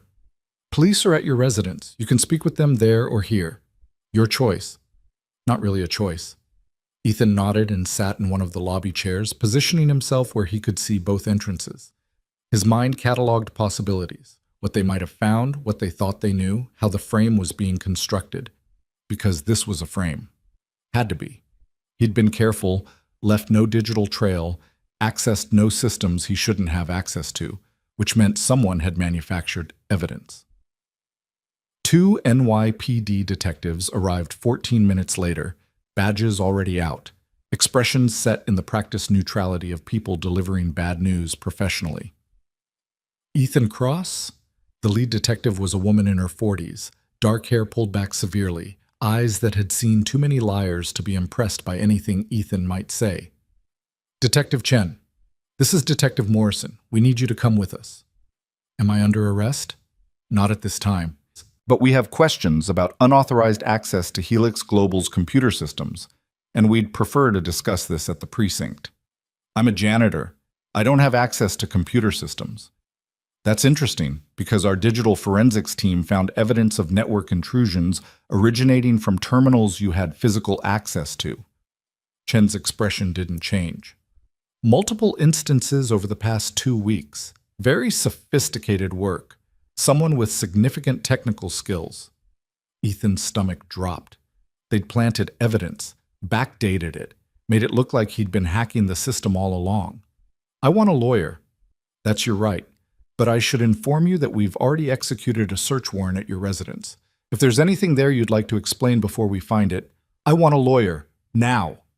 Chen nodded like she'd expected nothing less. Let's go. The precinct was everything police stations always were. Fluorescent lighting that made everyone look sick, industrial paint colors chosen by someone who hated joy, the smell of bad coffee, and worse decisions. They put Ethan in an interview room and left him there for 43 minutes, a tactic he recognized from his own training. Let the suspects stew. Let them imagine worst-case scenarios. Let anxiety do the interrogator's work. But Ethan had been on the other side of this room before, had conducted interviews where people's lives hung on the answers they gave. He knew the game. He was terrified anyway. Not of what they'd do to him. He could handle interrogation, knew his rights, could stay silent until a lawyer arrived. He was terrified of what this meant for Emma, of Sarah trying to explain to an 8-year-old why police were searching their apartment, of his daughter's face when she realized her father wasn't who she thought he was. The door opened. Chen entered with Morrison, a laptop, and 3 folders that they set on the table with theatrical precision. Your lawyer's on the way, Chen said, sitting across from Ethan. Public defender, should be here in an hour or so, but I thought you might want to see what we found while we wait. I prefer to wait for counsel. Just looking, no questions. Chen opened the laptop and turned it to face Ethan. Security footage from Helix Global. 3 nights ago. That's you, correct? The screen showed grainy footage of Ethan at a computer terminal on the 43rd floor. He was clearly visible, standing at the keyboard, hands moving with purpose. The timestamp read 2:17 a.m., except Ethan had never touched that terminal, had specifically avoided it because it was positioned under a security camera. That's footage from 3 nights ago, Chen continued. We have 4 other instances over the past 2 weeks. Each time, approximately 15 minutes after you're seen at the terminal, there's a network intrusion. Files accessed, security protocols modified, sensitive corporate data copied. That's not me. It's clearly you. We have fingerprint evidence from the keyboards, DNA from a coffee cup left at one terminal, and the security badge logs show your employee ID accessing areas where these terminals are located at the exact times of the intrusions. Fabricated. All of it. But fabricated well enough that disproving it would require resources Ethan didn't have and time he couldn't afford. The coffee cup isn't mine. The footage is authenticated by Helix Global's security team, time-stamped, hash-verified, chain of custody documented. Morrison spoke for the first time, his voice carrying the tired authority of someone who'd heard every excuse. Mr. Cross, we know you're more than a janitor. Your technical skills are obvious from the sophistication of the intrusions. What we don't know is why. Industrial espionage? Selling corporate secrets? Personal vendetta? Ethan said nothing. Chen opened one of the folders. We also found some interesting items at your apartment. USB drives hidden in a lockbox under your bed. Encrypted. Our tech team is working on them now, but preliminary analysis suggests they contain files from Helix Global's servers. They'd planted evidence at his apartment. Of course they had. Probably while he was at the Met with Victoria, giving them time to stage everything perfectly. Those aren't mine. They were in your possession, in a locked box that required your key to open. I want my lawyer. I'm not saying anything else. Chen closed the laptop. That's your choice. But here's what's going to happen. We're holding you on suspicion of computer fraud, corporate espionage, and unauthorized access to protected systems. That's federal charges, Mr. Cross. Years in prison. And while you're sitting in a cell waiting for your public defender to build a defense with whatever scraps you can give them, your daughter is with Child Protective Services because your sister can't care for her full-time and you're in custody facing serious felony charges. The words hit like physical blows. Emma, CPS. The nightmare scenario he'd spent 6 years trying to prevent. My daughter has family. My sister is unemployed and living in your apartment rent-free. Not exactly stable guardianship. Morrison leaned forward. But here's the thing. We don't actually care about you, Mr. Cross. We care about who hired you. Who's paying you to steal from Helix Global. Give us that. Cooperate fully. And maybe we can work something out. Keep your daughter out of the system. Get you a deal that doesn't end with a decade in federal prison. I didn't steal anything. I'm being framed. By who? The company you work for? Why would they frame their own janitor? Because I'm helping someone they want to control. Chen and Morrison exchanged glances. Who are you helping? Ethan closed his eyes. This was the trap. Admit he was helping Victoria, and she became part of the investigation. Stay silent, and Emma paid the price. I want my lawyer, he repeated. Suit yourself. Chen stood. We'll be back when your counsel arrives. In the meantime, think about what matters more, protecting whoever's using you or protecting your daughter. They left him alone again. Ethan sat in the sterile interview room and felt the careful architecture of his life collapse around him. Every precaution he'd taken, every identity he'd built, every promise he'd made to stay invisible, all of it worthless against people with resources and motivation to destroy him. He pulled out his phone. They hadn't taken it yet, probably assuming it was just a cheap smartphone with nothing incriminating. They were wrong. He opened the encrypted data he'd downloaded from Victoria's office, the transmissions from the surveillance devices. Scrolled through hours of recorded audio, looking for anything that proved conspiracy, proved coordination, proved this wasn't just corporate politics, but criminal enterprise. And found it. A conversation from yesterday, audio crisp and clear. Marcus Hale's voice, unmistakable from the 100 earnings calls and interviews Ethan had watched during his research. The janitor is becoming a problem. He's clearly more than he appears, and Victoria trusts him. Another voice, male, clipped, and professional. Brennan. We're handling it. Evidence is being staged now. By tomorrow night, he'll be in custody, and Victoria will have no one to turn to. Make sure it's airtight. I don't want this traced back to us. It won't be. The digital forensics will show a clear pattern of intrusion. Physical evidence at his residence, witness testimony from building security. He'll look like a sophisticated operator who got caught. And my daughter? Will be isolated, vulnerable, and ready to accept protection when we offer it. The board meeting goes forward as planned Friday. By Saturday, the merger is approved and Victoria is either compliant or removed. She's my daughter, Charles. I don't want her hurt. No one's getting hurt. We're protecting her from her own stubbornness. Sometimes the greatest act of love is taking someone's choices away before they make the wrong one. The audio cut off. Ethan stared at his phone screen, at the proof of conspiracy playing out exactly as he'd feared. They'd framed him to isolate Victoria, to prove she couldn't trust anyone, to force her into accepting her father's control disguised as protection. And it was working. The door opened. A woman entered, mid-30s, carrying a battered briefcase and wearing the exhausted expression of a public defender who handled 40 cases simultaneously and won maybe half. Mr. Cross, I'm Jennifer Reeves, your court-appointed attorney. We should talk. Ethan looked at her and made a decision that would either save everything or destroy what little remained. I have evidence, he said quietly. Evidence that proves I'm being framed. Evidence that proves corporate conspiracy, illegal surveillance, and criminal witness tampering. But I need guarantees before I share it. Reeves sat down slowly, briefcase unopened. What kind of guarantees? My daughter stays with my sister. Full custody, no CPS involvement, no matter what happens to me. And I need you to contact the FBI, not NYPD, the Bureau. Why the FBI? Because what I have involves federal crimes, wire fraud, RICO violations, and NYPD is compromised. This entire arrest is part of the conspiracy. Reeves studied him like she was recalculating every assumption she'd made walking into this room. Mr. Cross, if you're suggesting that police officers are involved in framing you, I'm not suggesting, I'm stating, and I have proof. Ethan pulled up the audio file. But before I play this, I need your word. My daughter's safety is non-negotiable. I can't guarantee it. Then we're done. I'll take my chances with whatever public defender shows up next. Ethan stood. Wait. Reeves held up a hand. Sit down. Let me hear what you have. He played the audio, watched her face change as Marcus Hale's voice filled the small room, as Brennan outlined the frame in clinical detail, as the scope of the conspiracy became undeniable. When it finished, Reeves was pale. Where did you get this? Does it matter? If it was obtained illegally, it's not admissible.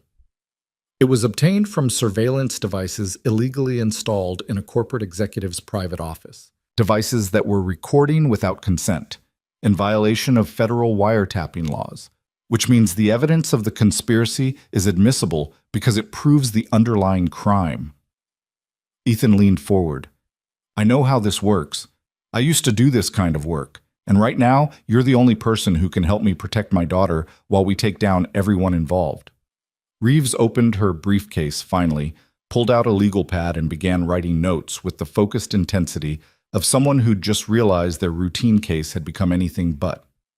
Okay, here's what we're going to do. I'm going to request an immediate meeting with the Assistant U.S. Attorney for the Southern District of New York. I'm going to present this evidence and request witness protection for you and your family pending a full investigation. But you need to tell me everything.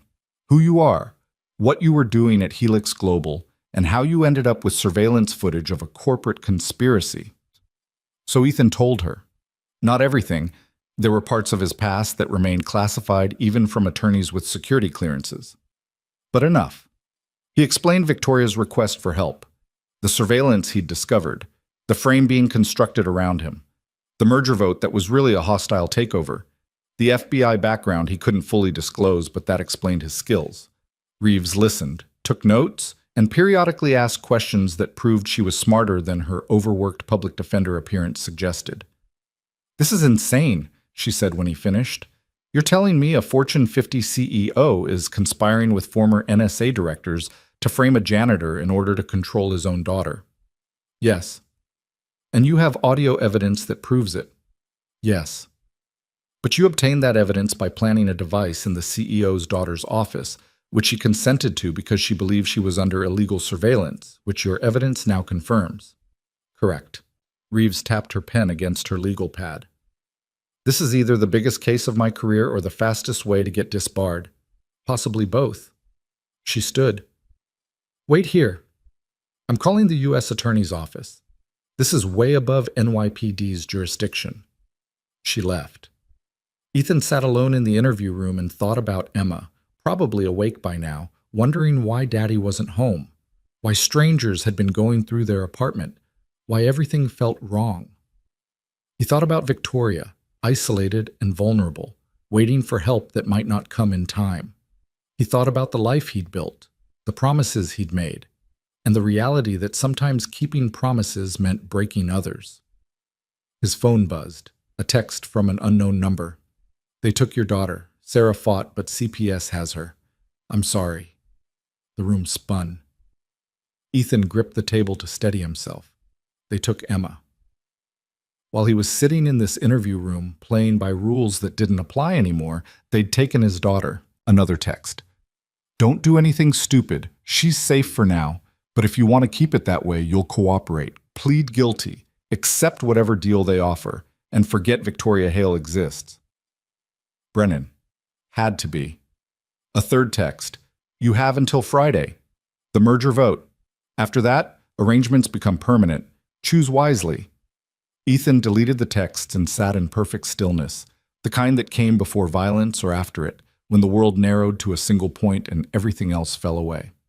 They'd taken his daughter, the one line he'd told them never to cross, the one thing he'd explicitly protected, and they'd crossed it anyway because they knew, they'd always known, that a man with nothing to lose was dangerous, but a man with everything to lose was controllable. Except they'd made a critical miscalculation. They'd assumed taking Emma would make Ethan surrender. They'd forgotten what he used to be, what he could still become if pushed far enough. The door opened. Reeves returned with a man in an expensive suit, carrying a briefcase that probably cost more than Ethan's car. "Mr. Cross, this is Assistant U.S. Attorney David Park. He'd like to hear your evidence." Park sat down with the efficient movements of someone whose time was measured in billable hours. "Ms. Reeves says you have information regarding a conspiracy involving Helix Global, former government officials, and corporate fraud. I'm here to evaluate whether that claim has merit." "It has merit," Ethan said flatly, "and I'll give you everything. Full cooperation, testimony, evidence. But first, you're going to help me get my daughter back." "That's not how this works. We don't negotiate. Child Protective Services took my daughter approximately 30 minutes ago based on false pretenses manufactured by the same people who framed me for corporate espionage. She's 8 years old and she's terrified, and she's being used as leverage to force my compliance." Ethan's voice stayed level through sheer force of will. "So here's how this works. You use whatever authority you have to get her returned to my sister immediately. Then I give you everything you need to build a RICO case against Marcus Hale, Charles Brennan, and everyone involved in this conspiracy. Or I walk out of here, handle this myself, and you get nothing." Park studied him with the calculating gaze of a prosecutor who'd learned to recognize when someone was bluffing and when they absolutely weren't. "You're not in a position to make demands. I'm in the only position that matters. I'm the one with evidence. I'm the one with testimony. And I'm the one who can either make your career or disappear this entire case by refusing to cooperate." Ethan leaned forward. "My daughter, now. Everything else is negotiable." The room fell silent. Park exchanged glances with Reeves. "I'll make some calls," Park said finally, "but I need to see your evidence first. Prove this isn't just a desperate father making wild accusations." Ethan played the audio, watched Park's expression shift from skepticism to intense focus to something like satisfaction. This was a prosecutor who lived for cases like this. High profile, powerful defendants, clear evidence of conspiracy. When the audio finished, Park was already pulling out his phone. I'll have someone from the FBI's white-collar crimes division here within the hour. Ms. Reeves, your client is now a potential witness in a federal investigation. He's no longer subject to NYPD custody. And his daughter? I'll contact CPS directly. If what he says is true, the removal was based on false information. We can have her returned pending investigation. Park stood. But Mr. Cross, you need to understand, once we start this, there's no stopping. You'll be required to testify. Your identity, your background, all of it becomes part of the public record. Whatever life you've built will be exposed. Well, that life ended the moment they took Emma, Ethan said quietly. Now I'm just finishing what they started. Park nodded and left to make his calls. Reeves sat down across from Ethan. You know this is going to get ugly. Marcus Hale has resources, lawyers, political connections. He'll fight this with everything he has. Let him fight. I've got something he doesn't. What's that? Nothing left to lose. The truth of it settled over him like armor. They'd taken Emma thinking it would break him.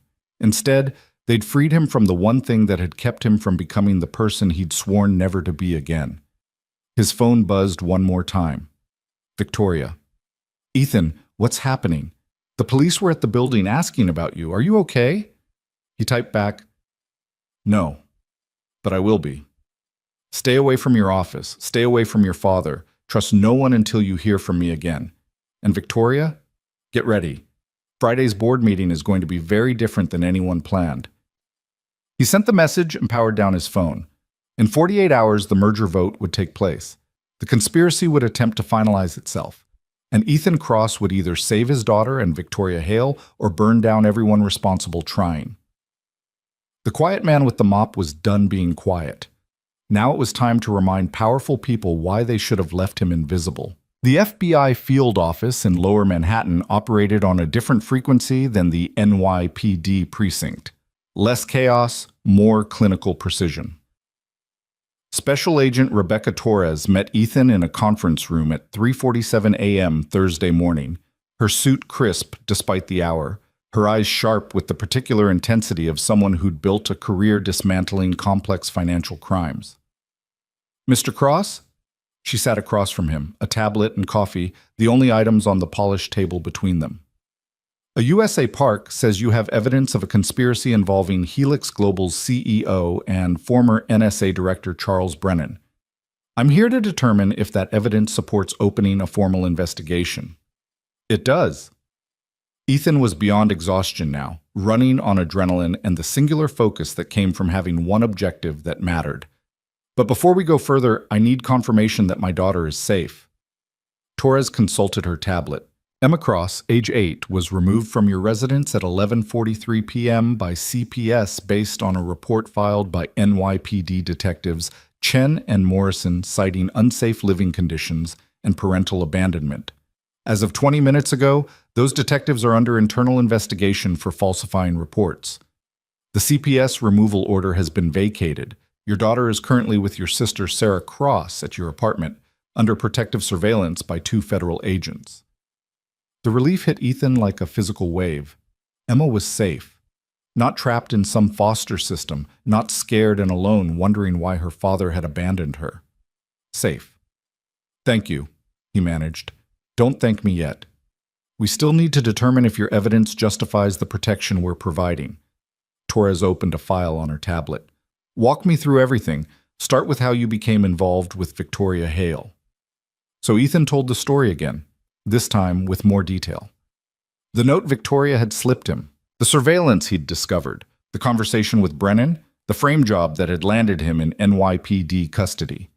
He played the audio recordings from Victoria's office, watching Torres's expression remain professionally neutral even as the scope of the conspiracy became undeniable. When he finished, Torres was silent for a long moment, fingers steepled beneath her chin. This is substantial. Wire fraud, illegal surveillance, conspiracy to commit corporate fraud, witness tampering, possibly RICO if we can prove an ongoing criminal enterprise. She looked up at him. But there's a problem. You obtained this evidence through your own illegal surveillance. Defense will argue it's fruit of the poisonous tree. The devices I intercepted were themselves illegal. I was gathering evidence of an ongoing crime. That's a legal gray area at best. We'll need more than just the audio. Torres pulled up something on her tablet. Your background check came back interesting. Or rather, it didn't come back at all. Everything before 2019 is either classified or non-existent. You want to tell me who Ethan Cross really is? No? That's going to be a problem for prosecution. Defense will shred your credibility if we can't verify your identity. Then verify it through channels you actually have access to. Make calls to people with the right clearance. They'll tell you I'm someone who knows how to gather evidence and build cases. Ethan leaned forward. But my past isn't relevant to the current conspiracy. What's relevant is stopping it before tomorrow's board meeting. Tomorrow's Friday, the merger vote, which is when everything comes together. Marcus Hale has spent 3 years positioning his daughter as CEO of Helix Global, building the company's value, making it an attractive acquisition target. Now he orchestrates a merger that gives him control of both companies while removing Victoria from power. She either accepts a subordinate role or gets pushed out entirely, probably with a generous severance package that comes with NDAs and non-compete clauses. Torres nodded slowly. And if she fights back? She can't, not effectively. We've isolated her from allies, destroyed her trust in anyone who might help, and demonstrated that resistance leads to consequences. The frame job on me was a warning shot. Step out of line and people you trust will be destroyed. Except you're not destroyed. You're sitting here with federal protection and evidence of their crimes, which they don't know yet. As far as Brennan and Marcus Hale are concerned, I'm still in NYPD custody, probably cooperating in exchange for leniency, telling investigators that Victoria hired me to steal corporate secrets. By Friday morning, they expect to have a narrative that discredits her completely. Torres studied him with renewed interest. You're thinking ahead of them. I used to do this for a living. Strategic planning, contingency operations, staying 3 moves ahead of targets who thought they were predators. Ethan's voice hardened. They made a mistake going after Emma. They showed me they're willing to cross any line to win, which means I'm willing to cross the same lines to stop them. Within legal boundaries, Torres clarified. Of course. They both knew he was lying. Torres stood and paced to the window, looking out at the Manhattan skyline beginning to lighten with pre-dawn gray. Here's what we can do. We open an investigation immediately. Bring Victoria Hale in for protective custody and debriefing. Secure all evidence from her office. Interview everyone on Helix Global's board. Build an airtight case over the next several months and bring charges when we're ready. That timeline doesn't work. The merger vote is tomorrow at 2 p.m. By the time you've built your case, it's over. Marcus Hale wins. Justice doesn't operate on your preferred timeline, Mr. Cross. Then justice isn't what we're discussing. We're discussing stopping a crime in progress. Ethan stood to face her. You want a case that makes your career? Give me 24 hours. Let me go to that board meeting. Let me present the evidence publicly, on the record, with witnesses and documentation. Marcus Hale and Brennan won't be expecting it. They think I'm compromised. They think Victoria is isolated. We hit them when they're confident, when their guard is down. And we do it in a way that creates a public record they can't bury. That's not how federal investigations work. We don't conduct stings in corporate boardrooms. You do when it's the only way to prevent the crime from being completed. Ethan pulled out his phone, brought up files he'd compiled during his research. Helix Global has government contracts, Defense Department, intelligence community, critical infrastructure projects. If Marcus Hale gains control through fraudulent means, you're talking about a massive security risk. Compromised technology, potential espionage vectors, national security implications. Torres's expression shifted slightly. National security was a different game with different rules. The board meeting is tomorrow at 2 p.m., Ethan continued. 13 board members will be present. Media will be outside because it's a major merger announcement. If we expose the conspiracy there publicly, it becomes impossible to suppress. The evidence goes on the record. The merger can't proceed without investigation, and everyone involved knows that prosecution is coming. And if it goes wrong?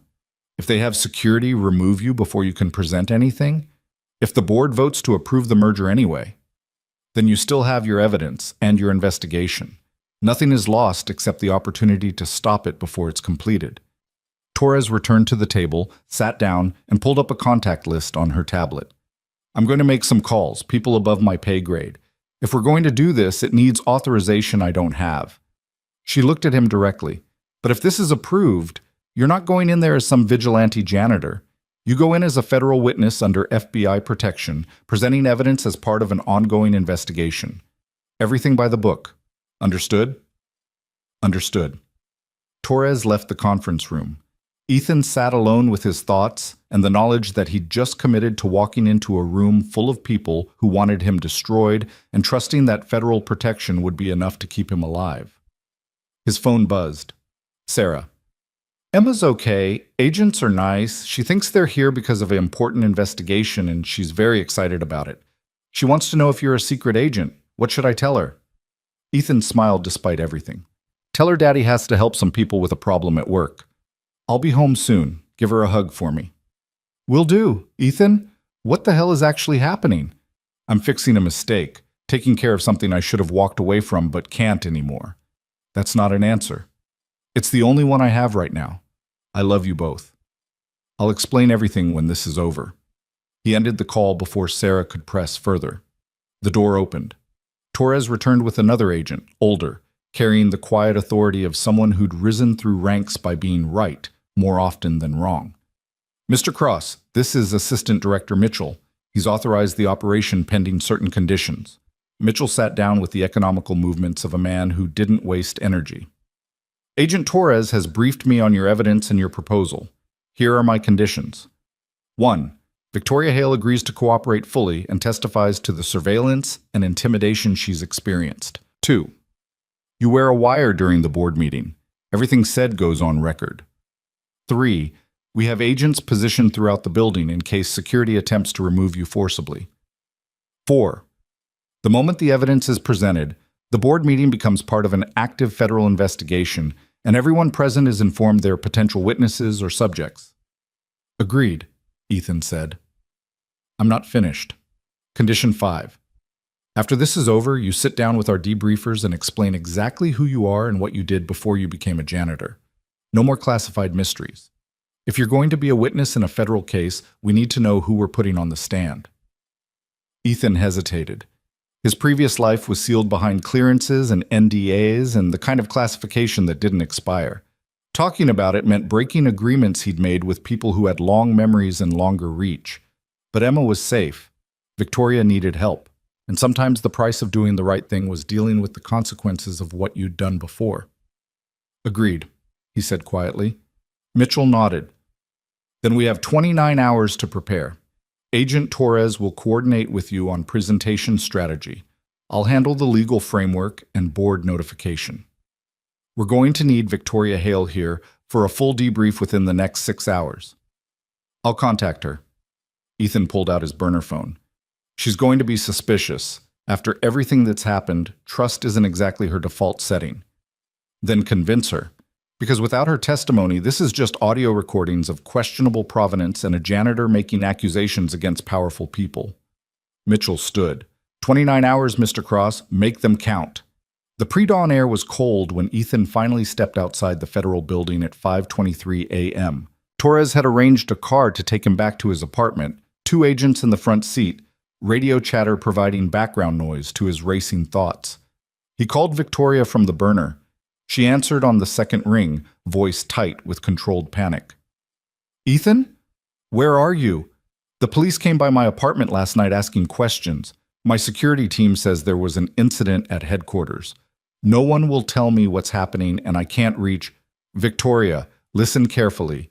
Don't say anything specific. Your phone might be compromised. Ethan watched the city slide past the car window, early morning traffic beginning its daily surge. Meet me at the coffee shop 3 blocks from your building, the one that opens at 6. Come alone. Don't tell anyone where you're going. I can't just... Yes, you can, and you will, because the frame job on me was just the beginning. They're accelerating everything. The board meeting tomorrow isn't going to go the way your father planned, but only if you trust me one more time. Silence on the line. Then, the coffee shop, 6 a.m. If you're not there, I'm calling my attorney and going public with everything I know. Fair enough? The car dropped Ethan at his apartment building. The FBI agents took positions outside. One in a parked sedan, one at the corner bodega that probably hadn't seen this much federal attention since someone tried to rob it in the 90s. Ethan climbed the 4 flights, key already in hand. Sarah opened the door before he could use it, eyes red from crying or lack of sleep or both. She hugged him hard enough to hurt. "Don't you ever do that again. Don't you ever let them take her like that." Her voice broke. She was so scared, Ethan. She didn't understand why strangers were going through her things, why I couldn't explain where you were. "I'm sorry, I'm so sorry." Ethan held his sister and felt the weight of every choice that had led here. "Is she asleep?" "Finally, around 4. She made me promise you'd be here when she woke up." "I will be. I just need to handle one thing first. Then I'm done." Sarah pulled back, studying his face. "Done with what? What are you involved in?" "Helping someone who asked for help when no one else would." It got complicated. Complicated like might go to prison complicated? Because those FBI agents mentioned something about witness protection and federal investigations, and I really need to know if my niece is about to lose her father permanently. "I'm not going to prison, and Emma's not losing anyone." Ethan glanced at Emma's bedroom door. Closed, but not quite latched. "The people who tried to frame me are going to face consequences. But first I need to make sure those consequences actually happen, which means I need you to trust me for about 36 more hours." 36 hours? Then what? Then either everything goes back to normal, or normal becomes something different. But Emma stays safe either way. That's the only promise that matters. Sarah nodded slowly. "Okay, 36 hours. But Ethan, when this is over, you're going to tell me the truth about who you really are. All of it. No more secrets." "Deal." He showered quickly, changed into clean clothes, and was heading for the door when Emma's voice stopped him. "Daddy?" She stood in her doorway, Mr. Trunks clutched to her chest, hair pointing in 8 different directions. The sight of her, safe, whole, present, nearly broke something in Ethan's chest. "Hey, Bug, you're supposed to be sleeping." "I heard voices. Are you leaving again?" "Just for a little bit. I have to meet someone about work." Emma padded across the floor in her bare feet and wrapped her arms around his waist. "The police scared me. They said you did something bad, but I told them you're good. You're the best daddy." Ethan knelt so they were eye level. "I didn't do anything bad. Some people made a mistake and now I'm helping fix it. But you know what? You were very brave. I'm proud of you." "Mr. Trunks was brave too." "Mr. Trunks is the bravest elephant I know." Ethan kissed her forehead. "I'll be back before you go to school. We'll have pancakes. Deal? Chocolate chip? Is there any other kind?" Emma hugged him again, fierce and trusting, and Ethan held his daughter and promised himself that whatever happened at tomorrow's board meeting, she would never doubt that her father had done everything possible to keep her safe. The coffee shop was nearly empty when Ethan arrived at 5:54 a.m. Victoria sat in a back corner booth, dressed in jeans and a sweater that made her look younger and more vulnerable than the CEO armor she usually wore. No makeup, hair pulled back in a simple ponytail. She looked like someone who'd been awake all night, wrestling with decisions that had no good answers. Ethan slid into the booth across from her. "Thanks for coming. I didn't have much choice. My father called last night. Said he'd heard about the unfortunate situation with one of our janitorial staff.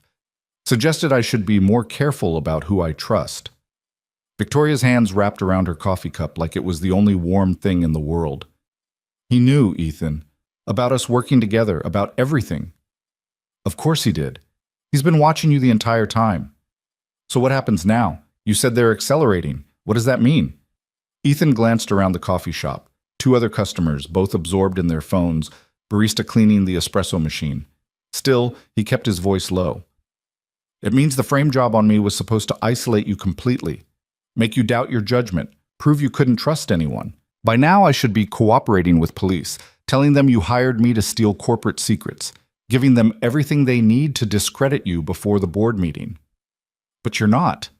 No, I'm working with the FBI to expose the entire conspiracy. Wire fraud, illegal surveillance, witness tampering, everything your father and Brennan have done." He paused. "But I need your help. I need you to come with me to the FBI field office right now." Give a full statement about the surveillance, the intimidation, the merger terms you were never supposed to question. Your testimony combined with the audio evidence makes the case. Victoria stared at him. You're asking me to testify against my own father. I'm asking you to testify against criminals who happen to be related to you. There's a difference. Is there? Because from where I'm sitting, this destroys my family. Whatever relationship I had with my father, however broken, goes away permanently. I become the daughter who sent him to prison. You become the woman who refused to be controlled, who fought back when powerful people tried to cage her. Ethan leaned forward. Victoria, your father manufactured evidence against me, had my daughter taken by CPS to force my compliance, installed surveillance equipment in your private office to monitor your every conversation. This isn't about family loyalty. This is about stopping people who believe power gives them the right to destroy anyone in their way. And what happens to Helix Global? To the company I've spent 3 years building? The merger gets investigated, probably delayed or canceled entirely.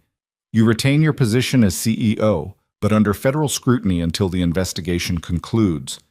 It'll be messy and complicated, and the media will have a field day. Ethan's voice softened. But you'll be free. Actually free. Not just performing freedom while your father pulls strings in the background.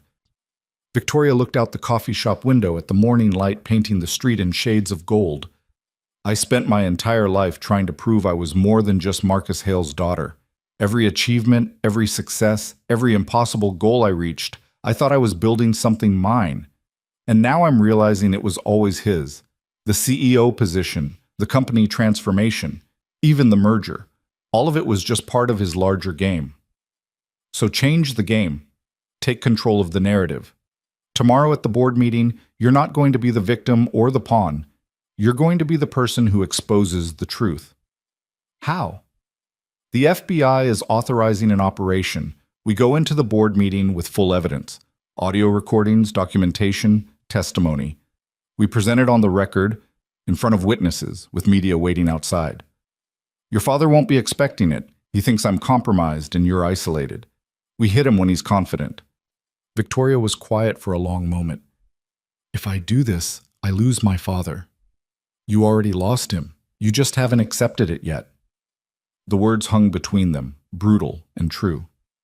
Victoria's eyes filled with tears she didn't let fall. When I was 12, my mother died. Car accident. I was in the car with her, but I survived without a scratch. My father told me at the funeral that I had to be strong now, that weakness was unacceptable, that the world was watching and I couldn't let them see me break. She wiped her eyes roughly. I haven't cried in front of him since. 23 years of being strong because that's what he demanded. And for what? So he could use me as a chess piece in whatever game he's playing? It's not too late to choose differently. Victoria met his eyes. Will you be there at the board meeting? Yes, I'll present the evidence. You just need to corroborate it. They'll try to stop us. Security, attorneys, board members loyal to my father. Let them try. The FBI will have agents positioned throughout the building. The moment anyone attempts to interfere with a federal investigation, they become part of the problem.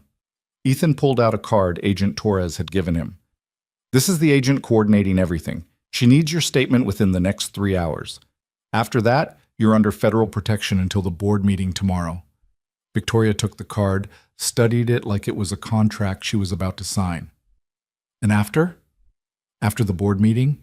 After the investigation? After everything falls apart? What happens to me? You rebuild, on your terms this time, not your father's. You make it sound simple. It's not. It's going to be the hardest thing you've ever done, but you'll do it anyway because the alternative is accepting a cage for the rest of your life. Victoria finished her coffee in one long swallow, then stood with the decisive movement of someone who'd made a choice and wouldn't second-guess it. Okay, let's go talk to your FBI friends. Let's burn it all down. They took separate cars to the federal building, Victoria in a car Torres sent, Ethan with his protective detail. The morning sun was fully up now, the city awake and oblivious to the small war being waged in conference rooms and legal briefs. The debrief took 6 hours. Torres walked Victoria through every detail. When she'd first noticed the surveillance, what conversations she'd had that suggested conspiracy, the merger terms that didn't make sense, the board members she suspected of being compromised. Victoria answered with the precision of someone used to high-stakes negotiations, every word chosen carefully, every claim backed by evidence. Ethan sat in on part of it, then was pulled away by Mitchell for his own debrief. The one where he explained who he'd been before becoming a janitor. Defense contractor was the sanitized version. The truth was messier, a specialist in electronic warfare and counterintelligence, someone governments called when they needed operations that couldn't officially exist. He'd built systems that intercepted communications across continents, had planned extractions for assets in hostile territory, had done things that remained classified under so many layers of secrecy that even acknowledging they'd happened would violate laws he couldn't name. He'd been good at it, brilliant even, and he'd believed it mattered. Then Jennifer had gotten sick, and he'd learned that all his skills meant nothing against cancer, that the world didn't care how many operations you'd run or how many lives you'd saved when the one life that mattered was slipping away and you were powerless to stop it. He'd walked away after she died, burned his identity, built a new life, thought he could disappear into normalcy and raise his daughter in peace. But you couldn't stay away, Mitchell observed when Ethan finished. Someone asked for help, and you couldn't refuse. I tried. Told myself it wasn't my problem, but Ethan shrugged. Some things you can't unlearn. Some instincts don't die just because you want them to. And now? Now I finish what I started. Help Victoria. Stop the conspiracy. Then I go back to being a janitor and a father and someone who doesn't get involved. Mitchell smiled slightly. You really believe that? I have to. By 3 p.m. Thursday, they had everything assembled. Victoria's testimony, the audio recordings, documentation of the illegal surveillance equipment, financial analysis of the merger terms showing the trap built into every clause. Torres had coordinated with building security at Helix Global to ensure FBI agents could be positioned without alerting anyone to the operation. Mitchell had drafted the legal framework that would turn the board meeting into an active investigation the moment evidence was presented. We go in at 1:45 tomorrow, Torres explained, walking them through the plan one final time. Board meeting starts at 2 p.m. First 30 minutes will be normal agenda items, merger overview, financial projections. At approximately 2:35, Victoria, you'll request to make an unscheduled statement. That's when Ethan enters with evidence. They'll object, Victoria said. My father will call for security to remove him. Let him. The moment security is summoned, we identify ourselves as federal agents and inform everyone present that they are part of an investigation. Anyone who attempts to interfere with that investigation commits obstruction. Torres looked at Ethan. You'll be wearing a wire. Everything said goes on record. Stay calm, present the facts, let the evidence speak. And if they vote to approve the merger anyway, Ethan asked, then we arrest everyone who votes yes on conspiracy charges, and the merger is invalidated pending investigation. Mitchell's expression was grim. This isn't a negotiation, Mr. Cross. This is a federal operation designed to prevent the completion of an ongoing crime. The board members can cooperate or they can join the defendants. Victoria looked pale. You're talking about arresting half of Helix Global's board of directors. Only if they insist on completing a merger we've proven is fraudulent. Most of them will see the evidence and realize cooperation is their best option. Mitchell handed her a folder. You're under protective custody until tomorrow.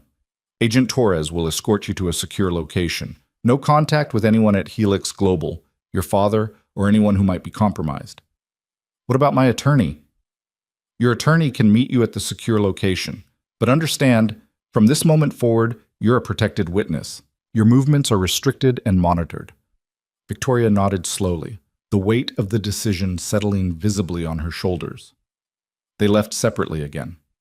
Victoria with Torres and 2 additional agents, Ethan with his protective detail back to his apartment where Emma was waiting with questions about whether the FBI agents outside were there to protect us from bad guys like in the movies.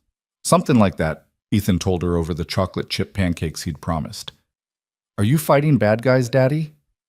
I'm helping make sure some people who did wrong things have to face consequences. Emma considered this seriously.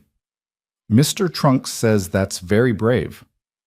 Mr. Trunks is wise beyond his years. That night, Ethan lay awake in his bedroom, listening to the city noise and thinking about tomorrow. About walking into a boardroom full of people who wanted him destroyed and trusting that evidence and federal protection would be enough. About Victoria facing her father across a conference table and choosing truth over loyalty. About Emma sleeping peacefully in the next room, trusting that her father would come home. He'd made a lot of promises lately. To Victoria. To the FBI. To his daughter. Tomorrow he'd find out if he could keep them.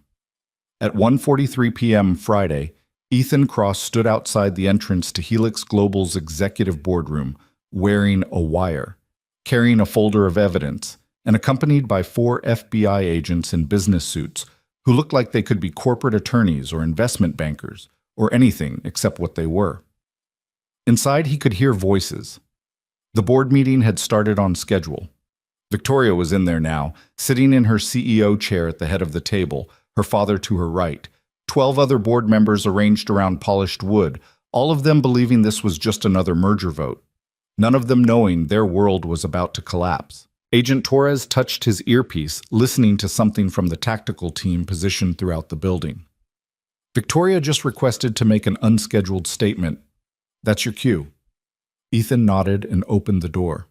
The boardroom fell silent. 13 faces turned toward him with expressions ranging from confusion to recognition to something like fear. Marcus Hale sat forward in his chair, eyes narrowing. Victoria remained perfectly still, her face a mask of professional neutrality. "Who the hell are you?" one of the board members demanded. "This is a closed meeting. Security!" "My name is Ethan Cross," Ethan said calmly, walking to the center of the room. "And before you call security, you should know that this meeting is now part of an active federal investigation into conspiracy, wire fraud, and corporate espionage. These individuals," he gestured to Torres and the other agents entering behind him, "are FBI agents. You're all potential witnesses or subjects. I suggest you listen carefully to what I'm about to present." Marcus Hale stood slowly, his voice carrying the weight of someone used to controlling rooms. "This is outrageous. I don't know what kind of stunt you think you're pulling, but sit down, Mr. Hale." Torres showed her badge. "Special Agent Rebecca Torres, FBI White Collar Crimes Division. As Mr. Cross stated, this is now a federal matter. Anyone who attempts to leave or interfere will be detained." The room exploded into chaos, board members talking over each other, demanding explanations, threatening lawsuits. Marcus Hale's face had gone white with barely controlled rage. Only Victoria remained quiet, watching Ethan with something that might have been hope or terror. "If I could have your attention," Ethan said, raising his voice to cut through the noise. "I'm going to play you a recording. After you've heard it, we can discuss your options." He pulled out a small speaker and pressed play. Marcus Hale's voice filled the boardroom, clear and damning. "The janitor is becoming a problem. He's clearly more than he appears, and Victoria trusts him." Brennan's response: "We're handling it. Evidence is being staged now. By tomorrow night, he'll be in custody, and Victoria will have no one to turn to." The room went absolutely silent. The recording continued, laying out the entire conspiracy in the conspirators' own words. The frame job, the illegal surveillance, the plan to isolate and control Victoria. The merger designed not as a business decision, but as a hostile takeover disguised as family legacy. When it finished, 13 board members sat in stunned silence, staring at Marcus Hale like they'd never seen him before. That recording was obtained from surveillance devices illegally installed in CEO Victoria Hale's office, Ethan continued. Devices placed there by Charles Brennan of Aegis Solutions, acting on behalf of Marcus Hale. We also have documentation of the frame job executed against me, witness tampering involving NYPD officers, and financial analysis showing how the merger terms are structured to remove Victoria from power while enriching Mr. Hale and his associates. Marcus Hale found his voice. That recording is inadmissible, obtained through illegal surveillance. The devices doing the recording were themselves illegal, Torres interrupted, which makes the evidence of your conspiracy admissible as proof of the underlying crime. But admissibility is something we can discuss with your attorney. Right now, we're here to prevent the completion of an ongoing criminal enterprise. One of the board members, an older woman Ethan recognized as the CFO, spoke carefully. Agent Torres, what exactly are you asking us to do? Table the merger vote pending federal investigation. Cooperate fully with our evidence gathering. Anyone who knew about or participated in the conspiracy should consult legal counsel immediately. Torres's expression was neutral professional.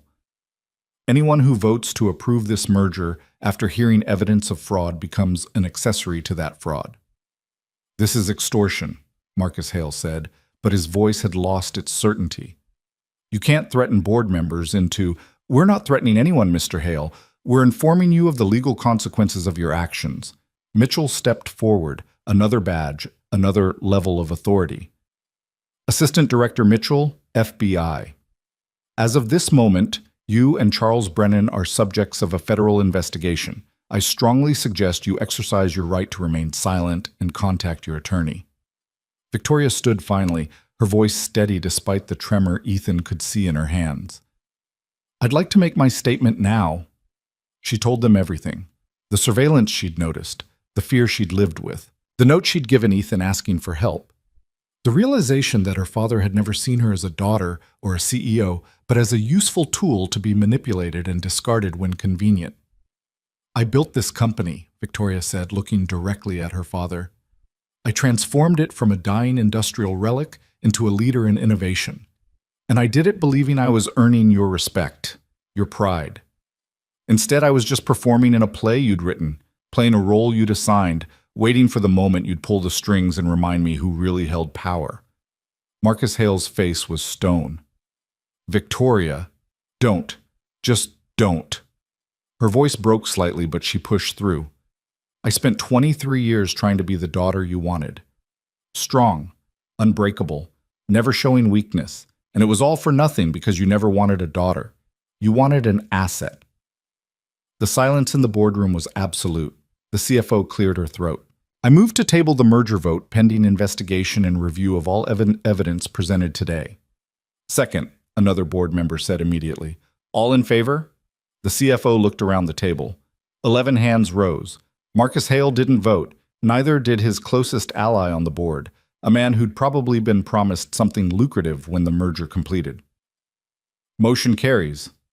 The CFO looked at Torres. What happens now? Now we conduct a thorough investigation, interview everyone involved, review all documentation, build a comprehensive case. Torres gestured to 2 agents who'd been waiting by the door. Mr. Hale, these agents will escort you out of the building. Don't leave the city. We'll be in touch about formal interviews. Marcus Hale stood with the rigid dignity of someone determined not to show how badly he'd lost. He looked at Victoria one last time. You've made a terrible mistake. No, Victoria said quietly. I've corrected one. They took him away. The board members filed out in shocked silence, some already on phones with attorneys, others just trying to process what had happened. Within 10 minutes, the boardroom was empty except for Ethan, Victoria, Torres, and Mitchell. Victoria sat down heavily in her CEO chair and put her face in her hands. You did well, Torres said. Your testimony was clear and compelling. It'll be crucial for prosecution. I just destroyed my father's life. He destroyed his own life when he chose to commit crimes. Mitchell's voice wasn't unkind. You just refused to be destroyed with him. Ethan sat in the chair next to Victoria. It's done. It's over. Is it? Or is this just the beginning of something worse? That depends on what you choose to do next. Ethan looked at her directly. You're still CEO. The company is still yours. The merger is dead. You have a chance to actually build something real now, without manipulation or control or your father's shadow. Victoria lowered her hands, eyes red but dry. And you? What happens to the janitor who saved the day? I go home to my daughter, make her pancakes, help with homework, be present for the life I almost lost trying to save yours. Just like that? Back to invisibility? That's the plan. Victoria smiled slightly, sad and genuine. Thank you, Ethan. For seeing me when I was invisible too. For helping when everyone else looked away. You would have done the same. I'd like to think so, but I'm not sure I would have been brave enough. They sat in the empty boardroom as afternoon sun painted the windows gold. Outside, the city moved on, oblivious to the small revolution that had just taken place 60 stories above the street. Torres gestured to the door. "We should go. Media's already gathering outside. This is going to be major news by tonight." Ethan stood, Victoria beside him, and they walked out of the boardroom together. The janitor and the CEO, who'd both been invisible in different ways, both been trapped by different cages, both found freedom in the most unlikely alliance. In the lobby, Emma was waiting with Sarah and their FBI protective detail, holding Mr. Trunks and bouncing with barely contained excitement. "Daddy, did you catch the bad guys?"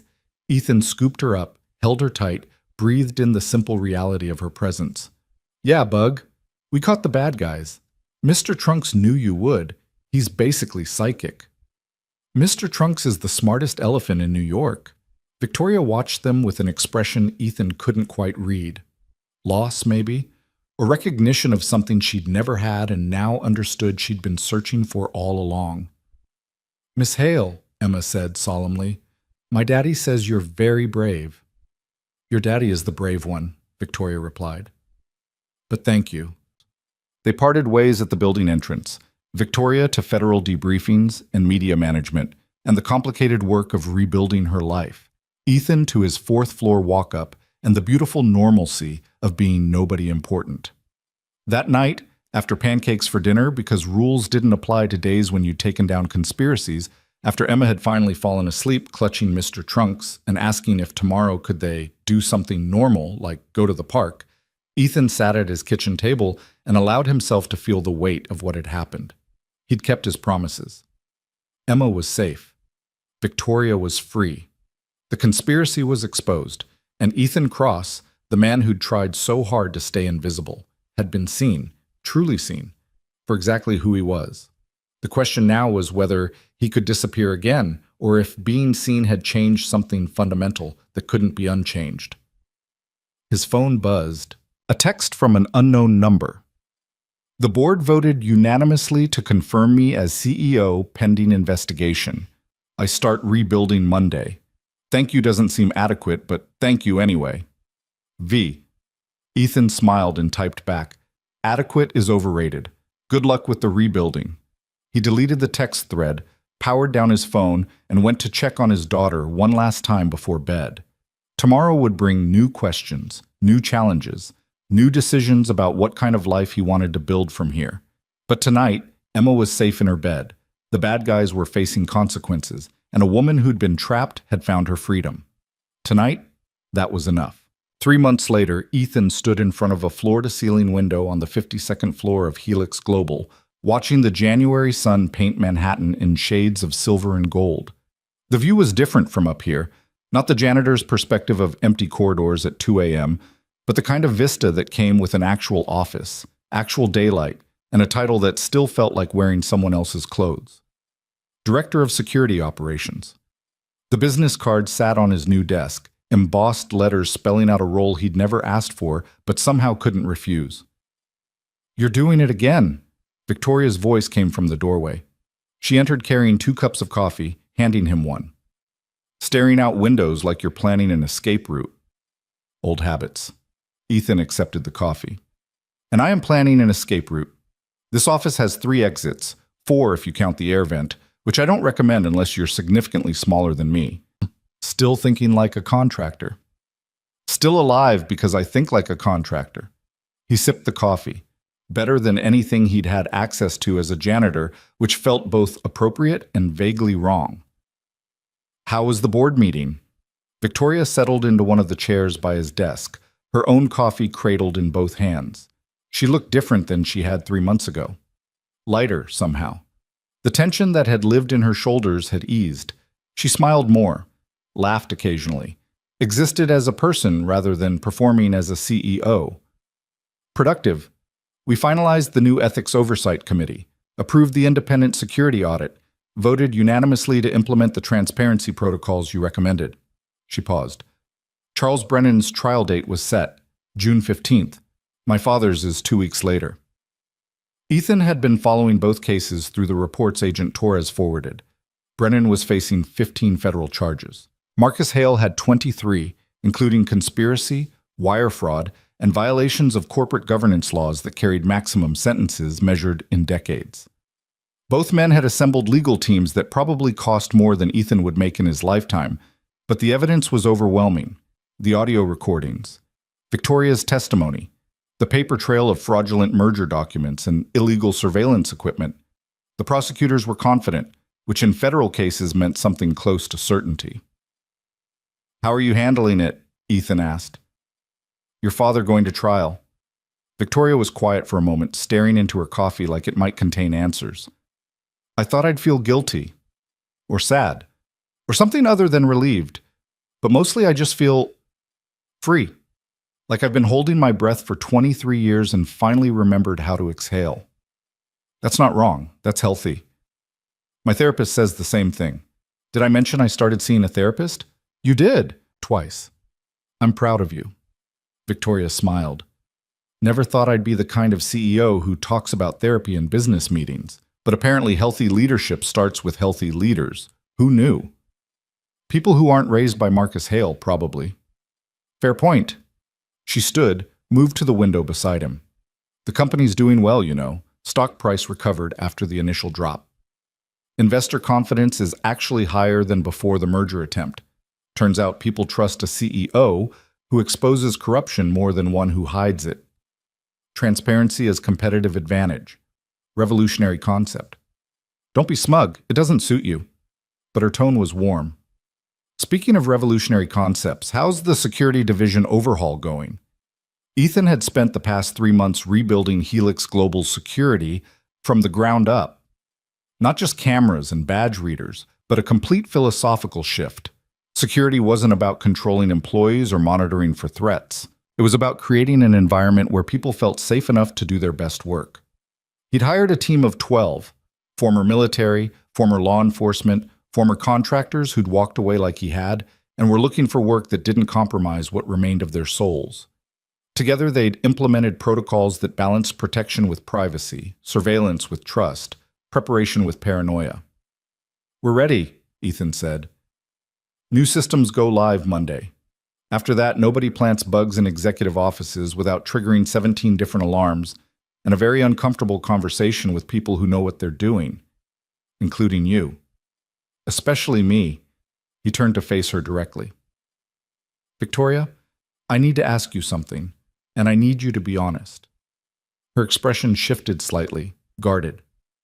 "Okay? Why did you offer me this job? I know the official story. You needed someone you could trust, someone with expertise, someone who'd proven themselves. But there are 1,000 qualified candidates who don't come with my particular complications." Victoria set down her coffee cup. "You want the real answer? Always? Because you're the only person in my entire life who helped me when you had absolutely nothing to gain from it. Everyone else, employees, board members, colleagues, even friends, they all had agendas, careers to advance, favors to collect, angles to work." She met his eyes. "You risked everything to help a stranger who slipped you a desperate note. You did it because it was right, not because it was profitable. And I thought, if I'm going to rebuild this company into something actually worth leading, I need people like that around me." Ethan absorbed this. "I'm not a saint, Victoria. I helped you partly because walking away would have meant living with the guilt of abandoning someone who asked for help. So, motivation doesn't negate action. You still showed up, still fought when everyone else would have run, still chose to stand with me when it would have been easier and safer to disappear." She smiled slightly. "Besides, saints are boring. I need someone who understands that sometimes doing the right thing means breaking rules and trusting your instincts over protocol. Your board must love that philosophy. My board has learned that I'm done making decisions based on what makes them comfortable. I make decisions based on what's right for the company and the people who work here." Victoria picked up her coffee again. "Which brings me to something I wanted to discuss. The board approved a new initiative, employee equity program, not just executives, everyone, janitors, administrative staff, warehouse workers. If you work for Helix Global, you own part of Helix Global. That's ambitious. It's necessary. People don't just work harder when they have ownership. They innovate, they invest, they care." She paused. "I learned that from you, actually. watching how you cared about Emma, about your sister, about building a life that mattered even when nobody was watching. You didn't need titles or recognition to do good work.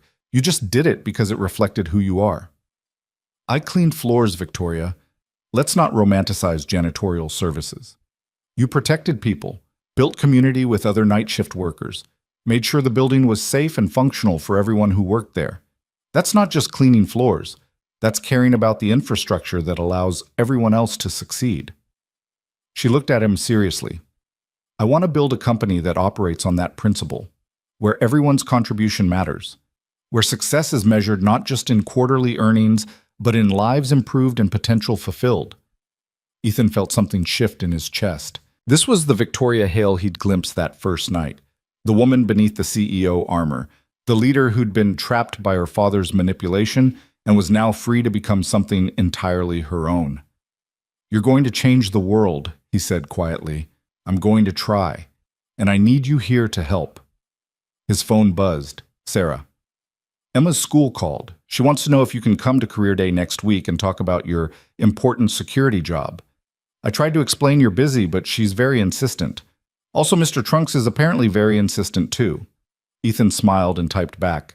Tell her yes. And tell Mr. Trunks I'm honored by his confidence. Victoria noticed his expression. Emma? Career Day. She wants me to come talk about work. That's wonderful. You should absolutely do it. I'm not sure 8-year-olds need to hear about corporate security protocols and threat assessment matrices.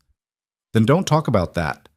Talk about why security matters, about protecting people, about building systems that keep everyone safe. Victoria's voice softened. Talk about being the person who shows up when someone asks for help. Ethan nodded slowly. I can do that. How is she? Emma, after everything that happened. Resilient. Kids are better at processing trauma than adults give them credit for. She knows some bad people tried to hurt our family, and good people stopped them. She thinks the FBI agents are basically superheroes, and she wants to be one when she grows up, or a marine biologist, or an astronaut. Her career goals are fluid. She sounds remarkable. She is. Takes after her mother that way. The ache of Jennifer's absence was softer now, worn smooth by time and Emma's presence. I wish you could have met her, Jennifer. She would have liked you, would have appreciated what you're trying to build here. Victoria was quiet for a moment. I wish I could have met her too. Anyone who raised a daughter like Emma and chose a partner like you must have been extraordinary. She was. They stood together at the window, watching the city move through its Friday afternoon rhythm. Down on the street, people rushed to meetings or early happy hours, or whatever small dramas filled their lives. Up here, two people who'd been invisible in different ways had found something like friendship in the aftermath of conspiracy and courage. Ethan's phone rang. Agent Torres, he answered. Torres, what's the news? Brennan's legal team reached out about a plea deal. They want to avoid trial. He's offering full cooperation, testimony against Marcus Hale, documentation of the conspiracy, details about other clients who've hired Aegis for similar operations. In exchange for? Reduced charges. Probably still looking at 5 to 7 years federal prison, but better than the 25 he's facing if this goes to trial. Torres paused. The U.S. attorney wants to take the deal. Brennan's testimony strengthens the case against Marcus Hale and potentially opens investigations into other corporate conspiracies. It's good strategy. Ethan glanced at Victoria, who was watching him with careful attention. And Marcus Hale? How does he respond to his partner turning witness? His attorneys are scrambling. They built their defense around discrediting you and Victoria, painting this as a disgruntled employee and an unstable CEO conspiring against a concerned father. But if Brennan testifies that the conspiracy was real, that defense collapses. So he'll take a deal too. Maybe.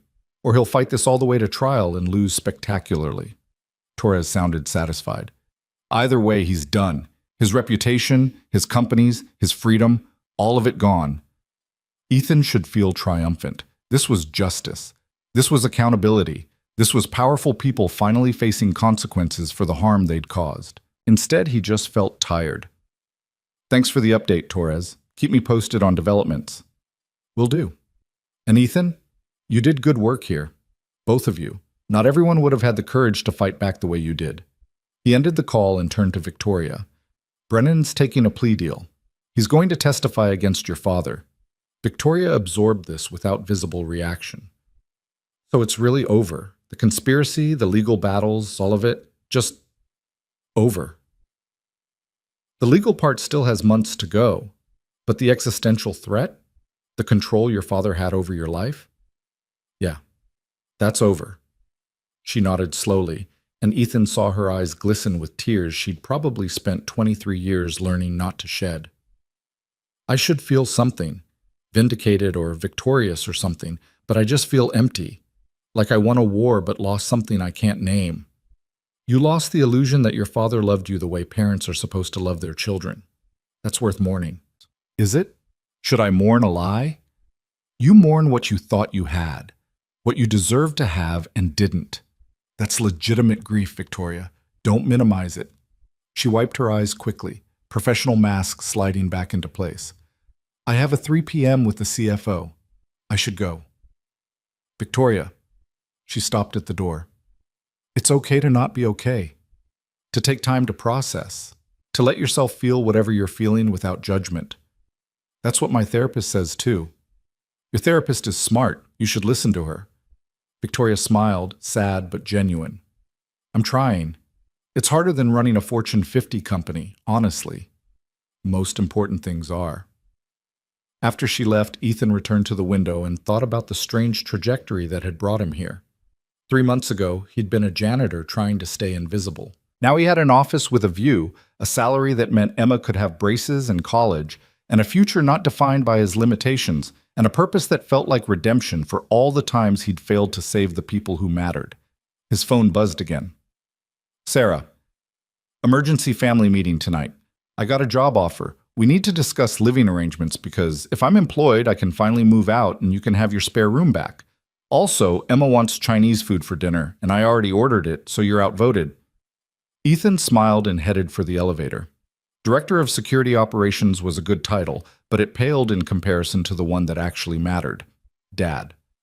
The apartment smelled like sesame chicken and fried rice when Ethan arrived at 6:17 p.m. Emma launched herself at him the moment he walked through the door, Mr. Trunks clutched in one hand, fortune cookie in the other. Daddy! Aunt Sarah got a job, which means she's leaving us, but she says it's a good thing because we'll have healthy boundaries, but Mr. Trunks is very sad about it. Mr. Trunks will survive. Ethan hugged his daughter, then Sarah, who rolled her eyes at the emotional display but hugged back anyway. Congrats on the job. Details? They settled around the kitchen table that was too small for 3 people but had witnessed every important conversation in their makeshift family. Sarah explained the position, marketing director for a mid-sized tech company, good salary, actual benefits, room for growth. She'd start in 2 weeks. Had already found an apartment in Brooklyn she could afford. Would still see Emma regularly, but wouldn't be living in the spare room anymore. You're sure you're ready? Ethan asked. The spare room is yours as long as you need it. I'm ready, and you deserve your privacy back. Emma deserves a normal apartment where her dad isn't sharing space with her unemployed aunt. Sarah's voice softened. You saved me, Ethan. Let me sleep on your couch and helped with job applications and never once made me feel like a burden. But I need to stand on my own now, build my own life. You were never a burden. I know, but I need to prove that to myself. Emma, who'd been uncharacteristically quiet, spoke up. Will you still come to my soccer games? Every single one, Sarah promised. I'll be the embarrassing aunt who yells too loud and brings snacks that violate league rules. Okay then. Emma returned her attention to her fried rice, crisis apparently averted. After dinner, after Emma had been bathed and read to and tucked in with Mr. Trunks, after Sarah had retreated to the spare room to work on apartment logistics, Ethan sat at the kitchen table with a beer and his laptop and tried to figure out what his life looked like now. The security job paid well enough that he could afford a better apartment, maybe even a house in the suburbs with a yard where Emma could play. But the 4th floor walk-up held memories, Jennifer's presence in every corner, Emma's growth marked on the doorframe, the accumulated evidence of a life built from grief and hope and stubborn determination. His laptop showed an email from Victoria. Board approved your budget proposal for the security division expansion. You can hire another 8 people. Also, the PR team wants to do a profile on you for the company newsletter, the janitor who became director of security operations. I told them absolutely not, but they're persistent. Let me know if you change your mind. Ethan typed back. Budget approval is great. PR profile is a hard no. Some stories don't need to be company newsletter material. Her response came immediately. Figured as much. But the story matters, Ethan. Not for publicity, but because it demonstrates that people can change their circumstances. The janitors can become directors. That invisible people can be seen. Visibility is overrated, he wrote. I preferred being invisible. Liar. You just preferred having the option. Now you get to choose when to be seen and when to fade into the background. That's called power. She had a point. Ethan closed the laptop and thought about power, the kind Marcus Hale had wielded through control and manipulation, and the kind Victoria was building through transparency and trust. Two different philosophies, two different outcomes.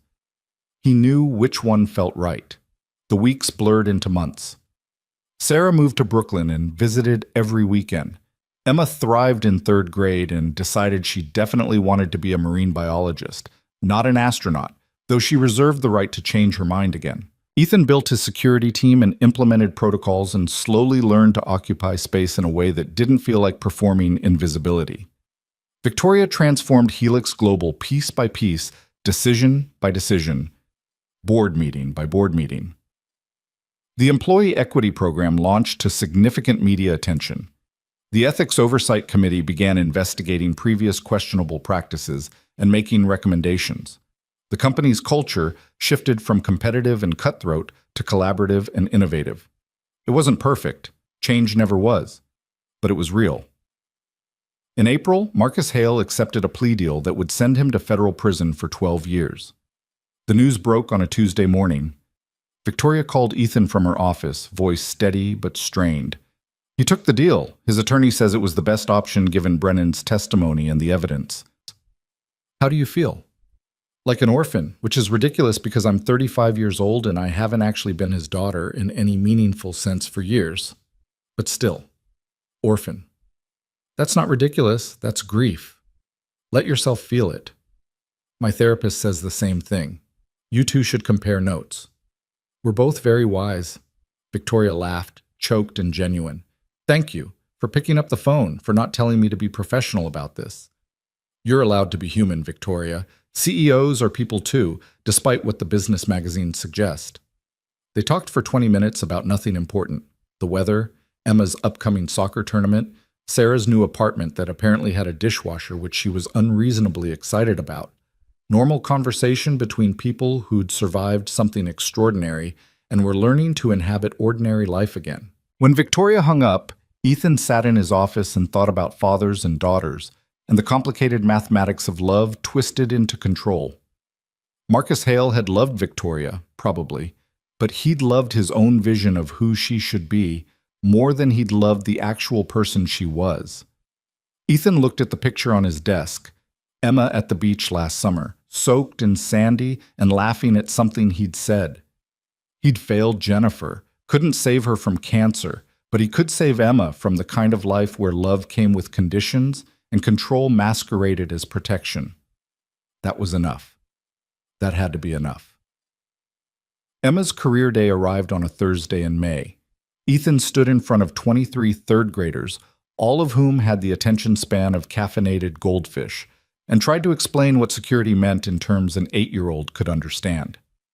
So basically, one kid said, "You're like a bodyguard but for buildings?" Kind of. I make sure the people who work in the building are safe, that the technology is protected, that if something bad happens, we know about it quickly and can fix it. Have you ever caught a bad guy? Ethan glanced at Emma, who was watching him with pride so intense it was almost painful. Yes. I helped catch some people who were doing wrong things, but mostly my job is preventing bad things from happening in the first place. That's boring, the kid announced. Preventing bad things is the opposite of boring. It's how you keep people safe. My dad's a firefighter. That's way cooler. Your dad has a very cool job, Ethan agreed. Different jobs are cool in different ways. Emma raised her hand. Mr. Ethan, my dad, also used to be a janitor. He cleaned floors and made sure everything was nice for people who worked in offices. And then he became a director because he was really good at noticing things. Like what things? Another kid asked. Like when people needed help, and what was fair and what wasn't, and how to fix problems before they got too big. Emma's voice carried absolute conviction. My dad says the best security is when nobody even knows you're there. You just make everything work right so people can do their jobs without worrying. Ethan felt something crack open in his chest. His daughter understood. Not the classified operations or the technical expertise or the complicated history he'd never fully explained. But she understood the principle underneath it all. Show up, pay attention, help where you can, protect what matters. The rest of career day passed in a blur of questions about whether he carried a gun. No. And if he'd ever been in a car chase, also no. And whether being a director meant he was rich, relative to cleaning floors, yes, but let's not get carried away. When it ended, Emma hugged him in front of all her friends and said loudly, "That's my dad. He's basically a hero." "I'm basically a guy with a job," Ethan corrected. "Mr. Trunks disagrees. He says you're definitely a hero." "Mr. Trunks has questionable judgment. Mr. Trunks is never wrong." They walked home through spring sunshine, Emma chattering about her friends' reactions and how Tommy's firefighter dad was cool, but her security director dad was cooler in a quieter way. Ethan listened and held her hand and thought about the definition of success. It wasn't titles or salaries or corner offices. It was this: walking home with his daughter, being the person she was proud to introduce to her friends, building a life that mattered not because it was impressive, but because it was real. That evening, Victoria called. "I have news. The board voted unanimously to make the transparency protocols permanent. We're also establishing a whistleblower protection fund. Anyone who reports corporate misconduct gets legal and financial support. No more employees afraid to speak up because they'll lose their jobs or face retaliation." That's significant. It's revolutionary, at least for corporate America. Victoria paused. "I'm also stepping down from 2 other boards I was serving on, going to focus entirely on Helix Global, on building something that actually reflects my values instead of spreading myself across multiple companies I don't have time to care about properly." "Sounds like you're making hard choices." "Sounds like I'm finally making the right choices. There's a difference." Her voice softened. "I wanted to thank you again. I know I've said it before, but I don't think you understand how completely you changed my life. I was trapped, Ethan. Absolutely trapped. And you gave me a way out. You gave yourself a way out. I just helped you see the exit." Semantics. The point is, I'm free now. Actually, genuinely free to build the life and company I want, and I couldn't have done that without you. Ethan looked at Emma, who was sprawled on the couch with Mr. Trunks, half asleep despite her insistence that she was just resting her eyes. "I think we helped each other. You reminded me that showing up matters, that using skills to protect people isn't just work, it's purpose. Look at us. 2 broken people who fixed each other. We're not broken. We're reconstructed. There's a difference." Victoria laughed. "My therapist says the same thing. You really should compare notes." They talked for a few more minutes about upcoming security audits and Emma's soccer tournament and Sarah's new apartment that apparently now also had in-unit laundry, which was causing unprecedented levels of excitement. Normal conversation between friends who'd survived something extraordinary and were learning to build something ordinary and beautiful from the wreckage. When summer arrived, Ethan took Emma to the beach, the same one from the photo on his desk. They built sandcastles and chased waves and ate overpriced boardwalk fries that tasted like nostalgia and salt air. Sarah joined them for the weekend, bringing her new boyfriend who seemed nice enough and didn't mind being interrogated by an 8-year-old who'd decided she was an expert on relationships. "Do you love my aunt?" Emma asked over ice cream. "Emma!" Sarah was mortified. "It's okay," the boyfriend, Michael, said. "I think I'm getting there. Your aunt is pretty amazing." "She is, but if you hurt her, my dad knows security stuff and he'll make you disappear." "I will not make anyone disappear," Ethan clarified, "but I will be very disappointed." Michael laughed nervously. Sarah buried her face in her hands. Emma declared this the best beach day ever and demanded they do it again next weekend. On the drive home, Emma fell asleep in the back seat, Mr. Trunks tucked under her chin, and Ethan thought about Jennifer, about the life they'd planned that cancer had stolen, about the promise he'd made to raise their daughter with love and presence and the kind of stability that came from showing up every day. He'd kept that promise. Despite everything, despite losing his way temporarily, despite the detour through conspiracy and federal investigations and almost losing everything that mattered, he'd kept his promise. His phone buzzed. Victoria. Board meeting went long. New contracts with 3 major clients who specifically cited our transparency protocols as deciding factors. Turns out ethics are good for business. Who knew? Hope your beach day was wonderful. You deserve wonderful. Ethan smiled and typed back. Beach day was perfect. Emma is asleep and Sandy and happy. Sometimes the small victories matter most. Always, Victoria replied. The small victories are the only ones that last. September brought Emma's 9th birthday, complete with a party that somehow involved 17 children, enough pizza to feed a small army, and a cake shaped like a dolphin because marine biology was still the career plan this week. Sarah and Michael came. A few FBI agents who'd become unlikely friends stopped by. Even Agent Torres made an appearance, bringing a gift that Emma declared the coolest thing ever. A junior detective kit complete with fingerprint powder and a magnifying glass. You're encouraging her, Ethan said. I'm supporting her interests, Torres corrected. If she wants to be FBI when she grows up, she should start training early. She wants to be a marine biologist. Kids can want multiple things. Flexibility is important. Victoria arrived late, apologizing profusely and carrying a gift bag that proved to contain a telescope. For studying stars and planets, or dolphins, if they ever migrate to space. I wasn't sure about the career trajectory. Emma hugged her with the unself-conscious affection of a child who didn't understand corporate hierarchies or complicated histories. Thank you. This is so cool. Can you stay for cake? I wouldn't miss it. They gathered around the dolphin cake, family and friends and people who'd become both through circumstances nobody could have predicted.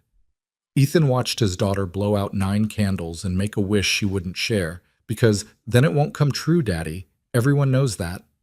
Later, after the guests had left and Emma was in bed and Sarah had taken Michael home, Victoria helped Ethan clean up the wreckage of successful birthday party. She's remarkable, Victoria said, collecting paper plates. Emma, she's confident and curious and kind. You're doing an incredible job raising her. I'm doing my best.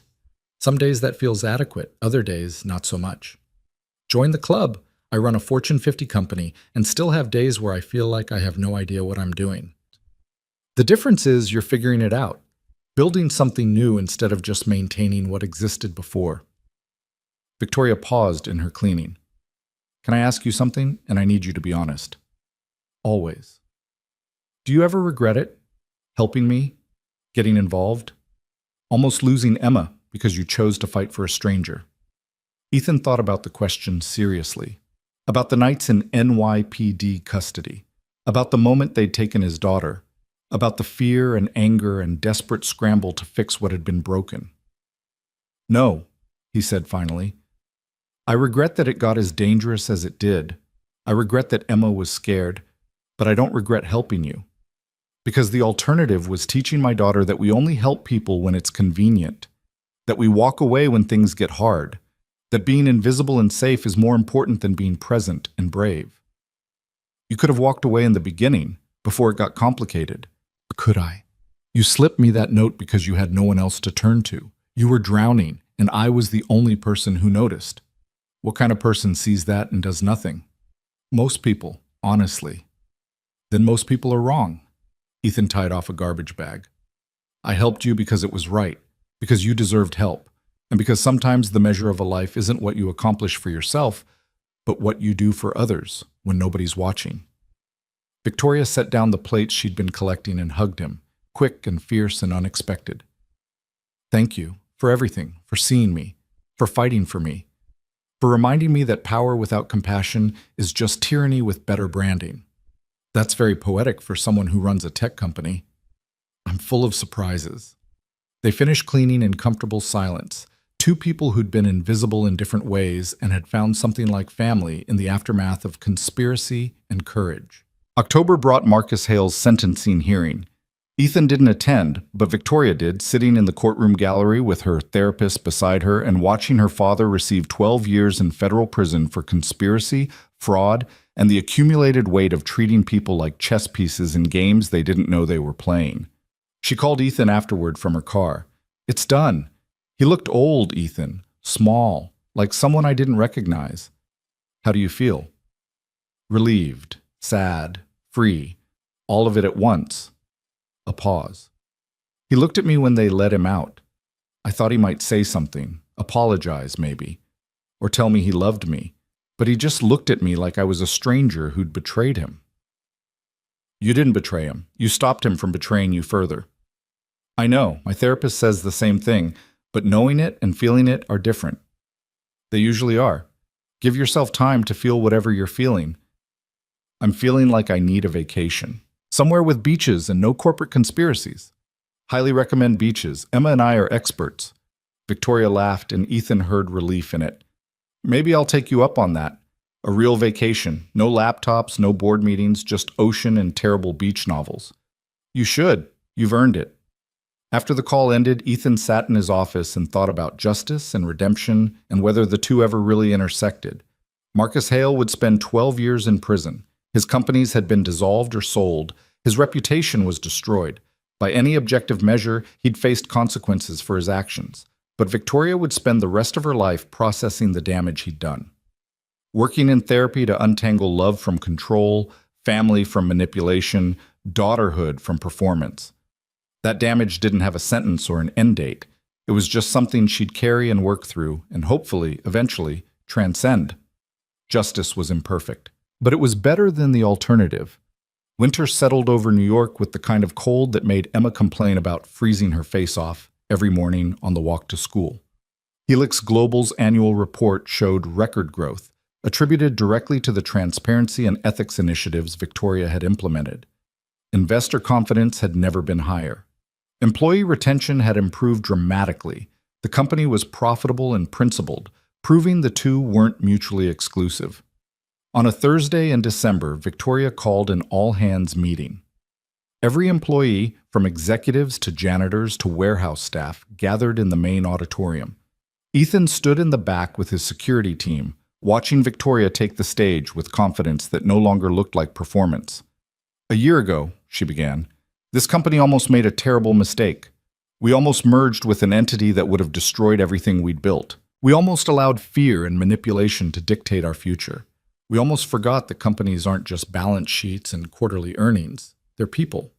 People who deserve to work in environments built on trust, transparency, and mutual respect."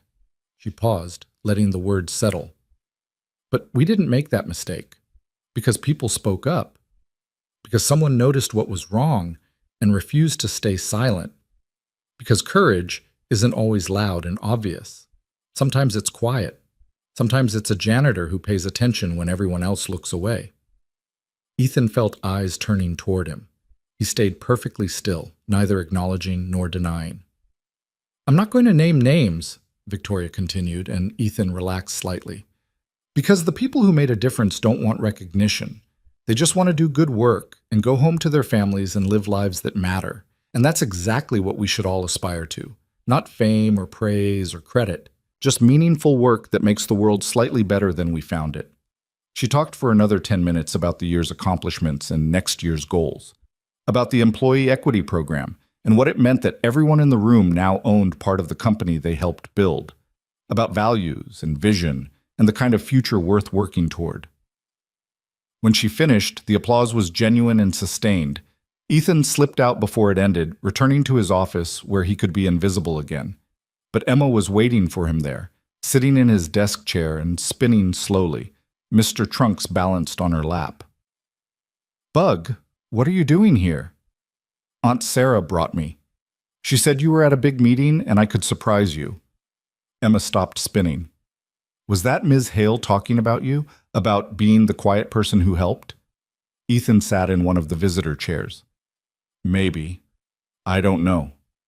I think it was. I think you helped her when she needed help, and now she's telling everyone that helping people matters."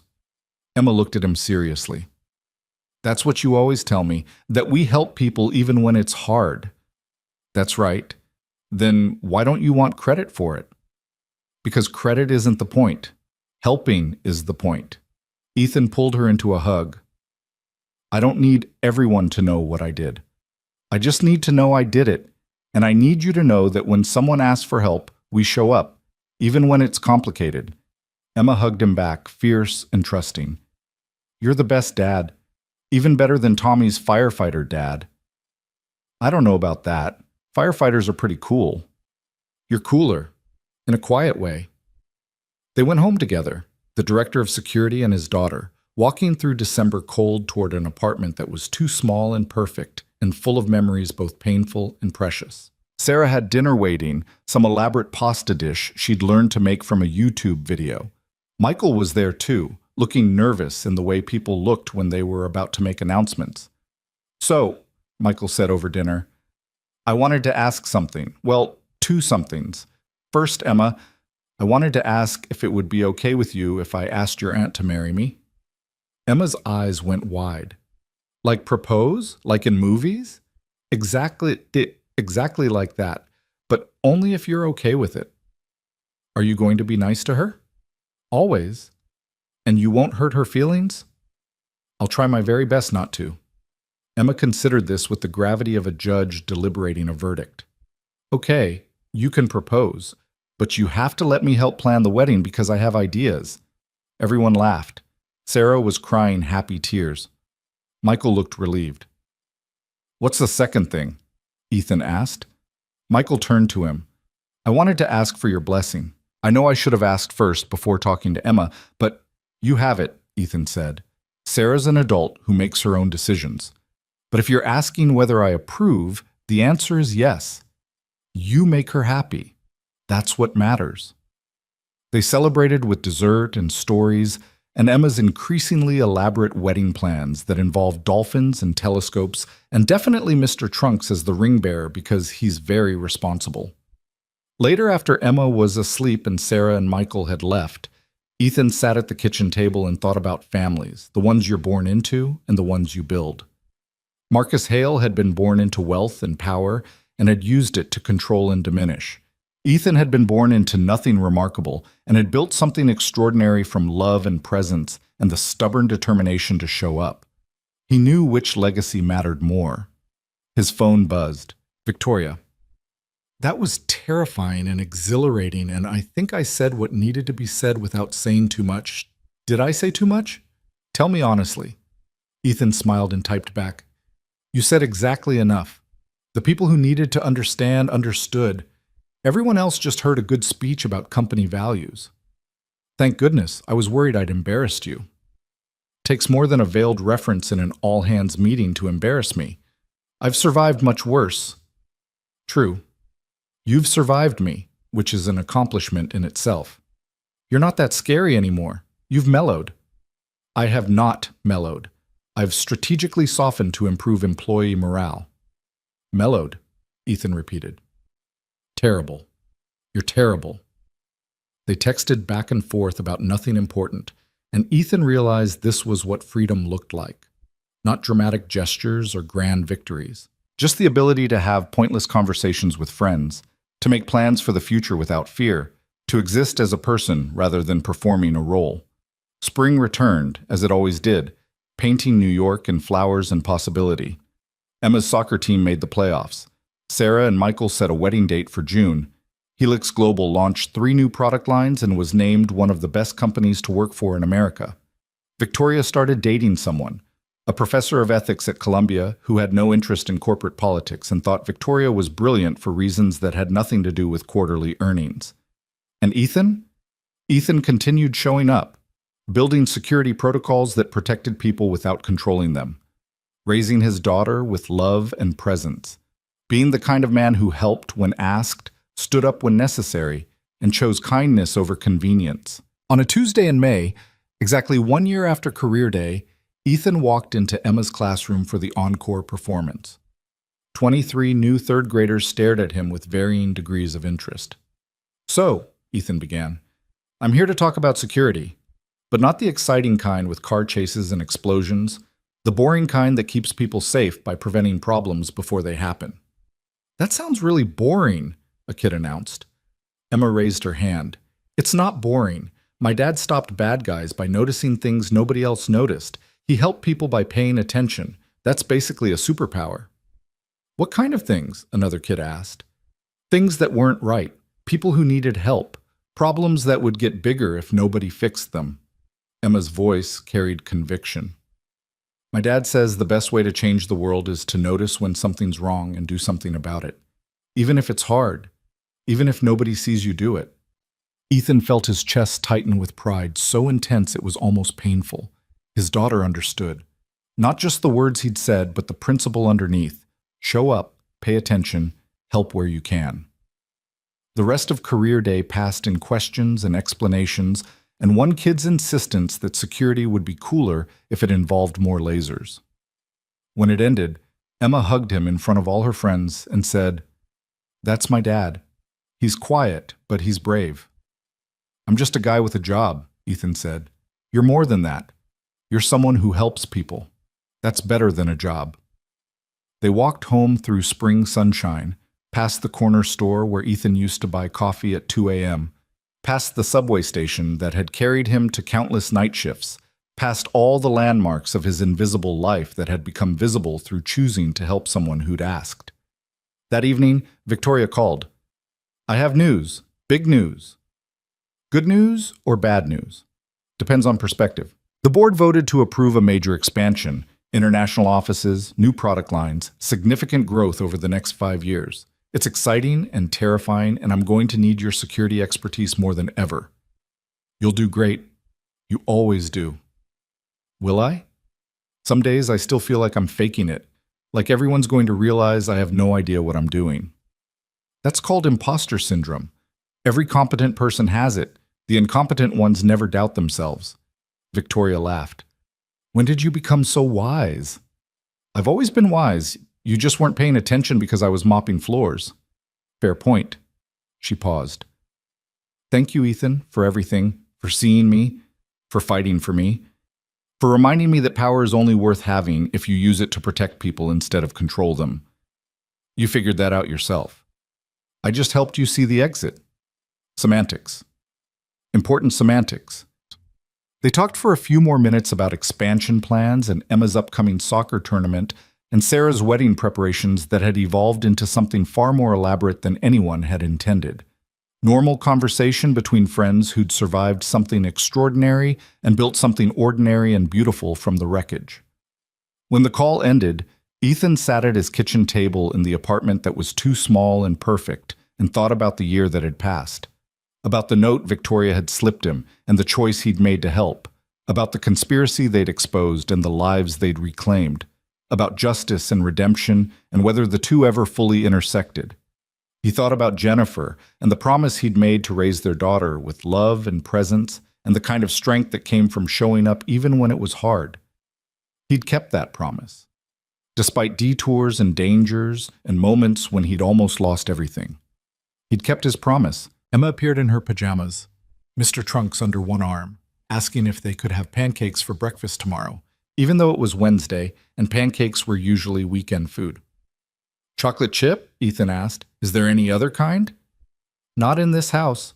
She hugged him goodnight, fierce and trusting and completely confident that her father would be there in the morning to make pancakes and walk her to school and continue being the quiet, brave person she believed him to be.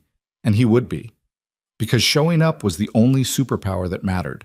Because love was measured in presence, not promises. Because sometimes the most important thing you could do was notice when someone needed help and refuse to look away. Ethan Cross had been PA in Visible once. A janitor pushing a mop through empty corridors at 2 a.m., a ghost in blue polyester who nobody looked at twice. But invisibility had been a choice, not a condition. A protection, not a prison. Now he chose differently. Chose to be seen by the people who mattered. Chose to build a life that reflected his values rather than hiding from his past. Chose to show up, pay attention, and help where he could. It wasn't fame or fortune or the kind of success that made headlines. But it was enough. More than enough. It was everything.